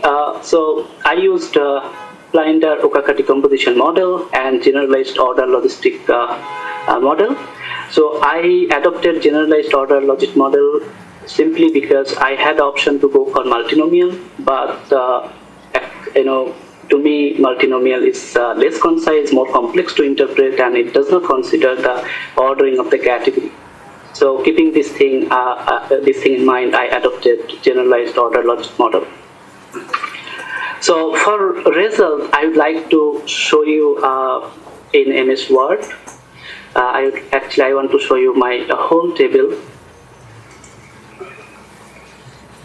Okay, can you see it? 1 minute. Yeah. Now we can. Yes. So my hypothesis is the relationship between perceived health, status, and intention to have children will be positively stronger among Polish migrants. So, okay. So if you see here, table 1 has basically 4 models, and as I told you that I have two specifications. Number 1 is self-rated health, and number 2 is well-being to refer perceived health. So model 1 and model 2 is related to self-rated health, and number 3 and number 4 is related to well-being. Irrespective of the model, so and number 1 is unadjusted, number 2 is adjusted model, number 3 is unadjusted model, number 4 is adjusted model. Irrespective of the model, I have found that on an average, the raw difference between fertility intentions between migrants and non-migrants, it is in favor of migrants. So if I interpret the model 2, so on an average, migrants, they have 0.53 units higher fertility intentions as compared to non-migrants. In order to address the first hypothesis, I have so this is the overall result, whether migrants have higher fertility intentions or not. Then I further went into deep and tried to understand each category of the fertility intentions, and I have seen the similar pattern that migrants, they have more fertility intentions in the near future than non-migrants. So if I interpret like here, migrants, the probability of definitely going to have a child in near future is 9.4% as compared to 3.8% for non-migrants. So these two tables address basically my first hypothesis, whereas my second hypothesis is there would be a stronger association between perceived health status and fertility intentions among women than men in both cases, migrants and non-migrants. So in this case, overall result, if I tell you in one sentence, that what I found is better health promotes fertility intentions irrespective of the migration status. And when it comes to gender, I have found for migrants, for female case, it is clear pattern that better health promotes fertility intentions. But for male category, I have found a little bit contradictory result. And when it comes to the non-migrant table, I have found the similar pattern for both the gender, male and female. So if I interpret one result, maybe so for those female migrant who reported their health as self-rated health as good, the probability of definitely intending to have a child in near future is 16.5%, whereas it is only 10.4% for those female migrant who reported their health as bad. Similarly, if you see here, this is the contradictory result. That's what I was telling, that for migrant category, for male, I have not found the consistent result. For well-being, I have found the similar pattern of the result. So, okay. This table is exclusively for the non-migrant. So, if I interpret that those female non-migrant who reported their health as self-rated health as good, the probability of definitely not intending to have children in upcoming 3 years is 37.4%. On the other hand, it is higher for those female non-migrant who reported their health as bad, self-rated health as bad.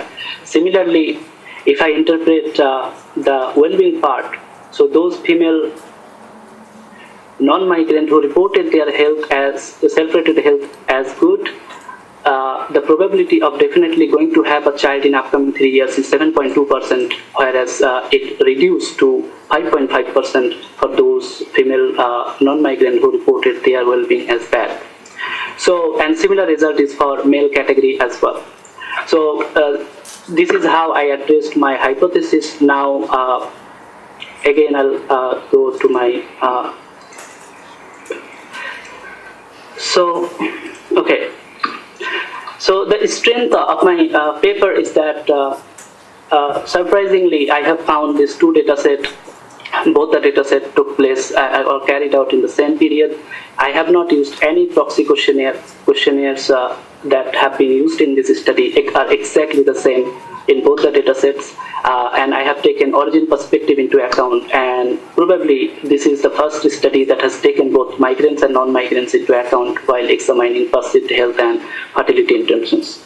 Of course, the limitation is that cross-sectional study I use, and the sample size is not very high, especially for male migrants. Conclusion is that good perceived health boosts childbearing intentions in both migrants and non-migrants. an average fertility intervention score is higher for migrants compared to non-migrants, and perceived health impact on childbearing intention is stronger for both the sexes, especially among non-migrants. And the finding highlight the value of considering the perceived health status when examining fertility.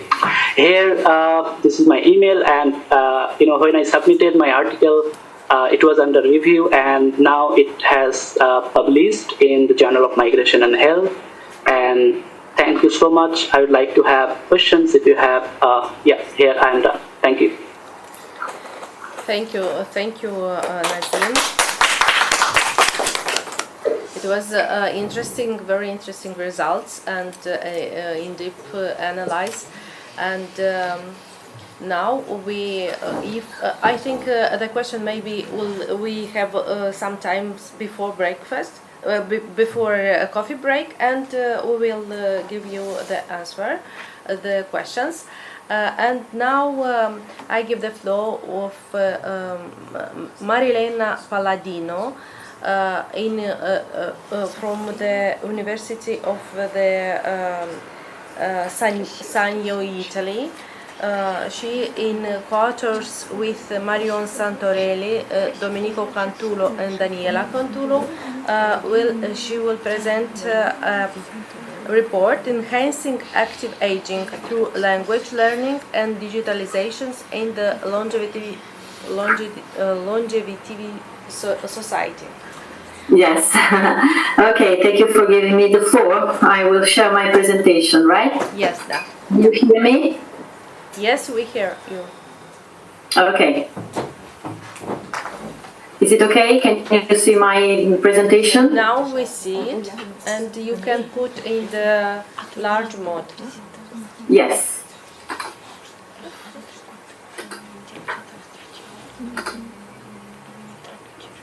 Okay. So thank you again. Good afternoon, everybody. First, I'd like to express my gratitude to the organizers for giving me this great opportunity, and my gratitude to the scientific committee, the organized committee, and my co-authors, as you mentioned before. So I'm Marilena Palladino, lecturer at the University of Benevento from Italy, and I take part of this conference by sharing our research and our findings, as you can see in the title, about enhancing active aging through language learning. Sorry, Marilena, we don't see your first slide. It is the end slide for that is ended. Okay, this is my first one, the presentation, my first slide. Can you see it? No. Oh. It's unshare and share again. I'm going to share again, okay? Yes.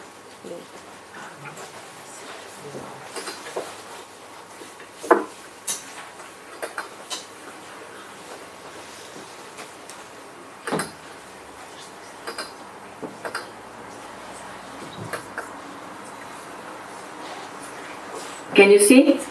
Yes, now we see. Okay. Okay. As I said before, the title of our research is Enhancing Active Aging Through Language Learning. So I'll be discussing how language learning and digitalization can positively impact the well-being of older adults. In particular, I will highlight the role that foreign language acquisition with the use of technology can play in promoting active aging, enhancing cognitive performance, and fostering conclusion. So this research combines perspectives from linguistics, psychologists, and technologists working together to create inclusive digital experiences for older adults. It focuses on the impact that longevity society has on economies and competitiveness. And it aims at exploring the role of foreign language learning in promoting active aging and improving cognitive performance, enhance well-being, and reduce social inequalities. So what about our findings? Obviously, language acquisition fosters social inclusion, and digital tools help seniors improve, for example, vocabulary, grammar, fluency, and the fact that we need to develop the teaching materials tailored to the needs of older learners. The starting point is that as population age and technological advancements reshape our world, the well-being of older adults has become a critical concern. So we need inclusive environments that enable seniors to remain active and engaged. There's urgent need to address social support, healthcare, and education of older adults. So we explored also the intersection of language and technology. So they combined language learning combined with digital tools promotes, for example, social inclusion or, generally speaking, overall well-being in the elderly, and the global implication of lifelong learning and digital literacy. The key themes of our literature review are active aging, so as I mentioned before, and lifelong learning. Active aging means that it emphasizes the importance of enabling older adults to remain active participants in society. Obviously, with all the consequences in economy, for example, the policy of a country. And it's crucial, lifelong learning is crucial for enhancing quality of life. We take into account different models of elderly education from all over the world, I'd say. For example, including, for example, universities of third age, popular in Europe. For example, vocational retraining programs in Germany and corporate education plans in France, or experience-based training that is prevalent in US and Canada for elderly workers, for example, and the literacy programs that focus in developing countries on basic skill, for example, in Africa. We also explored a framework by many researchers, for example, Vaz, Ferrari, Boricari, who emphasized the importance of digital skills in enabling older adults to engage with the learning technologies. Especially on the document that was produced in 2002 by the World Health Organization that was addressed to active aging, defining it as a process of optimizing opportunities for health and participation and security. These are the three pillars, okay, to enhance the quality of life as people age. But as an English language teacher, obviously, I found very interesting the study by Bialystok and Bach, who talk about bilingualism that delays dementia, for example, and enhances executive functions, or that language learning stimulates neuroplasticity and preserves mental health. Our research objective is the development in the near future of a basic level, at least a 1 or a 2 English course for senior students, which will include printed volume, digital supports, based on glottopedagogy principles. So glottopedagogy is a language teaching approach for older adults that emphasizes their specific needs, take into account their specific needs. So that's why it uses task-oriented methods to enhance communication skills. And one of the best researchers and the most important studies by Cadorna, who examines how memory, emotion, recollection, and recollections influence language learning in the elderly. we know that while short-term memory tends to decline, obviously, with age, long-term memory and emotion-related memory remain stable. So emotions play a significant role in recalling memories, thus facilitating learning. That's why Cadorna suggests that language teaching for older adults based on glottogerontological model should take these cognitive and emotional characteristics, I'd say, into account. Emotional engagement and connection with the past experience, for example, can make learning more effective. Well, to design a social, biographical and cultural profile of senior learners in order to write our bibliography, and to gather data on perception of aging, learning a foreign language in later life, or familiarity with new technology, a group of Italian seniors aged between 60 and 80 was selected to participate in the research through an anonymous survey. The total number of participants was more than 50, and the survey was created by Google Forms, so distributed via a shared link. What about the results? The results collected from the first section shows a higher percentage of female compared to males. The majority of the respondents belong to the younger age range, considered elderly, 60-65 years old, with a medium-high social cultural level, and have already studied a foreign language. So by analyzing the data, we found a generally positive experience of aging, but with the awareness that aging affects the ability to learn new things in general. It's interesting to focus on this data. The majority of the participants use technological devices, already use them. And about a specific question, how much do you think new technologies can help you in learning a foreign language? Most of them expressed a positive opinion about the usefulness of technologies for language learning.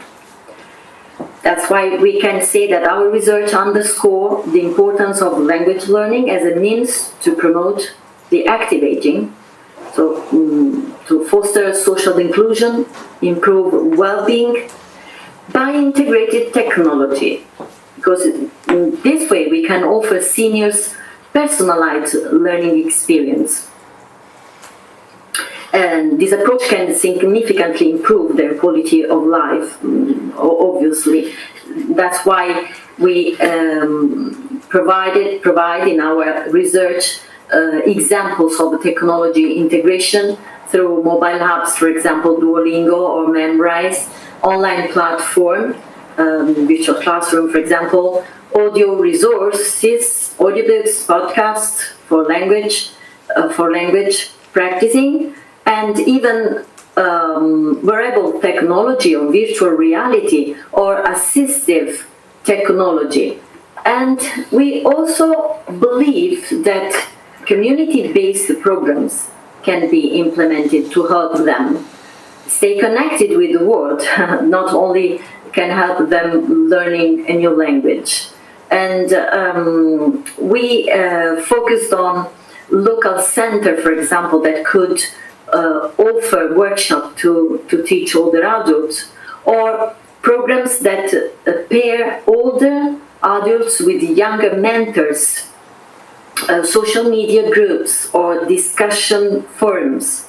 So we can imagine the future of active aging related to the AI or the holistic approach, combining education, health, and social for the engagement for the well-being.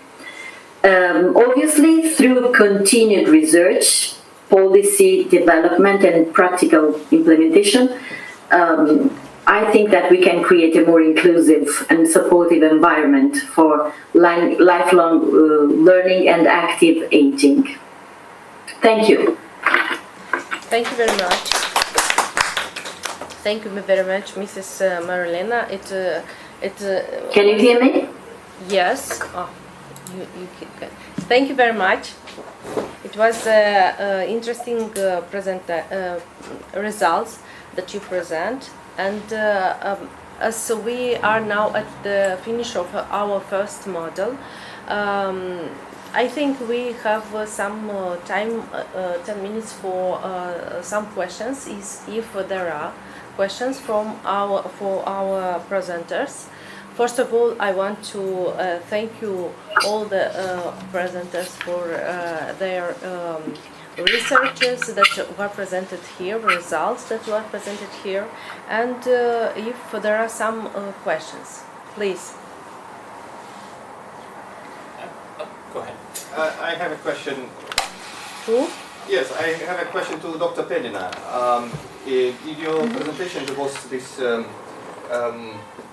this graphs on life expectancy in 4 different regions, and actually the fall of life expectancy for center and for south started not in 2020 with COVID, pandemic, but in 2018. It was just slight, but the fall in life expectancy, it was. What was the period you're talking about? The period of 2018 to 2020. From 2014 up to 2023. The last year, 23, is like provisional year. Yes, it's so the period. Yes, rather this sub-period. Sub-periods, yes, so like pre-pandemic period, so it was from the first year of observation, 2014, up to 2019, so before the breakout of the pandemic. Rather, yes? I'm talking about this, 2 or 3 years before the pandemic started. There was this fall of in life expectancy in the center and in the south. At least as I saw from the graphs. I just wondered whether you think that it's something of importance, right? If you consider it, right? If you thought about this period. The period before the pandemic. Yes, 2 or 3 years before the pandemic. There was this. There was what? A fall in life expectancy. The fall in life expectancy. In these 2 regions, in the center and in the south.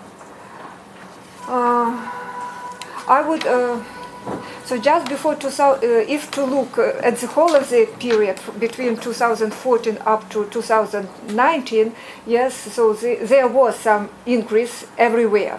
And the least important changes were observed in the center, especially for males. And I agree that there was like some stagnation, especially among males, just before 2019. So you're talking about these specific 3 years and why it is like that. So the center, our central region, it's the most lagging region in the country, and at the level of causes of death there are different explanations, and the most important thing is that here we can observe much higher levels of mortality for cardiovascular diseases, for digestive diseases like liver cirrhosis, and for some external causes of death. Yes, and I agree that the improvements are not so evident here. Yes, and why there was a stagnation compared to other regions? This is the situation. Yes, in fact, even in those districts that are just the first neighbors to the capital, the situation there is much worse. Yes, and this is the situation. Yes, so the capital destroys. So the first neighboring regions it can be. Yes, this is a fact. Yes. But still, there are some improvements. Yes, the speed of these improvements, they are not so fast, but there are some improvements, some positive improvements. Thank you, Maxim, for that question, and thank you, Ms. Olga. Another questions, if there are? Vitalia. If I might, okay, thank you for all presentations. It was very interesting, but just because I'm mostly interested in public health, I'll address a comment and a question to Mrs. Cunningham and Mrs. Penina. Yeah, I was very glad to see that someone mentioned about this healthy migrant effect, just because in Moldova we have some great investments in the public health and in medical system. We do not see the expected output in terms of increase in life expectancy, just because we have a great or a high level of out-migration. So it's those who are healthier, they are leaving the country. So now we're struggling to see the increase we do expect. And the second question is to Mrs. Penina. You mentioned that there is a gap in the life expectancy trends between the regions, but I'm wondering, is there it might be explained by the preferences in beverage? I know you had an article where you compared some countries in mortality patterns and preferred types of beverage, but is it possible that in Moldova we have disparities in life expectancy just because the population have different preferred beverage? Yes, I understood. Thank you. Yes, indeed. So for Moldova, even with such a small population size, the differentiation statistically significant in life expectancy exists. And this differentiation also exists statistically significant for some causes of death. And the most important cause of death for which this differentiation exists is liver cirrhosis. And this liver cirrhosis, of course, can be explained by the differences in alcohol consumption. And the highest level of mortality from liver cirrhosis is in the center. So here we have so-called cluster of high mortality. It means in the center we have districts where mortality is high, and these districts are surrounded by the districts where mortality is also high. And in the north, for example, yes, we have the cluster of low mortality for liver cirrhosis. It means that in the north we have districts where mortality is low, and these districts are surrounded by the districts where mortality is also low, so the low cluster. And we know, and we can suggest that in the north the consumption of wine is not as spread as in the center or in the south, for example. Yes, and of course this differentiation in life expectancy, especially for females, is explained by these differences in alcohol consumption, especially in the consumption of wine, homemade wine. This is for the differentiation, yes, between the capital and the north, and between the south and the center. It was the second question, yes, and the first question about healthy migration, how it can influence this differentiation. It was rather yes, it's like the comment. Yes, I suppose it does influence. Yes, it does influence, and maybe yes, we can suppose that. So we need to look at the emigration flows by region. Yes. Maybe it is more intensive in the center, less intensive. And once again, the proximity to the capital, yes, from the point of view of population health, can have sometimes adverse effects. Yes, because the closer to the capital, it can be, there is some So when we looked especially for the 2000, around the census for 2004, the differentiation was even greater.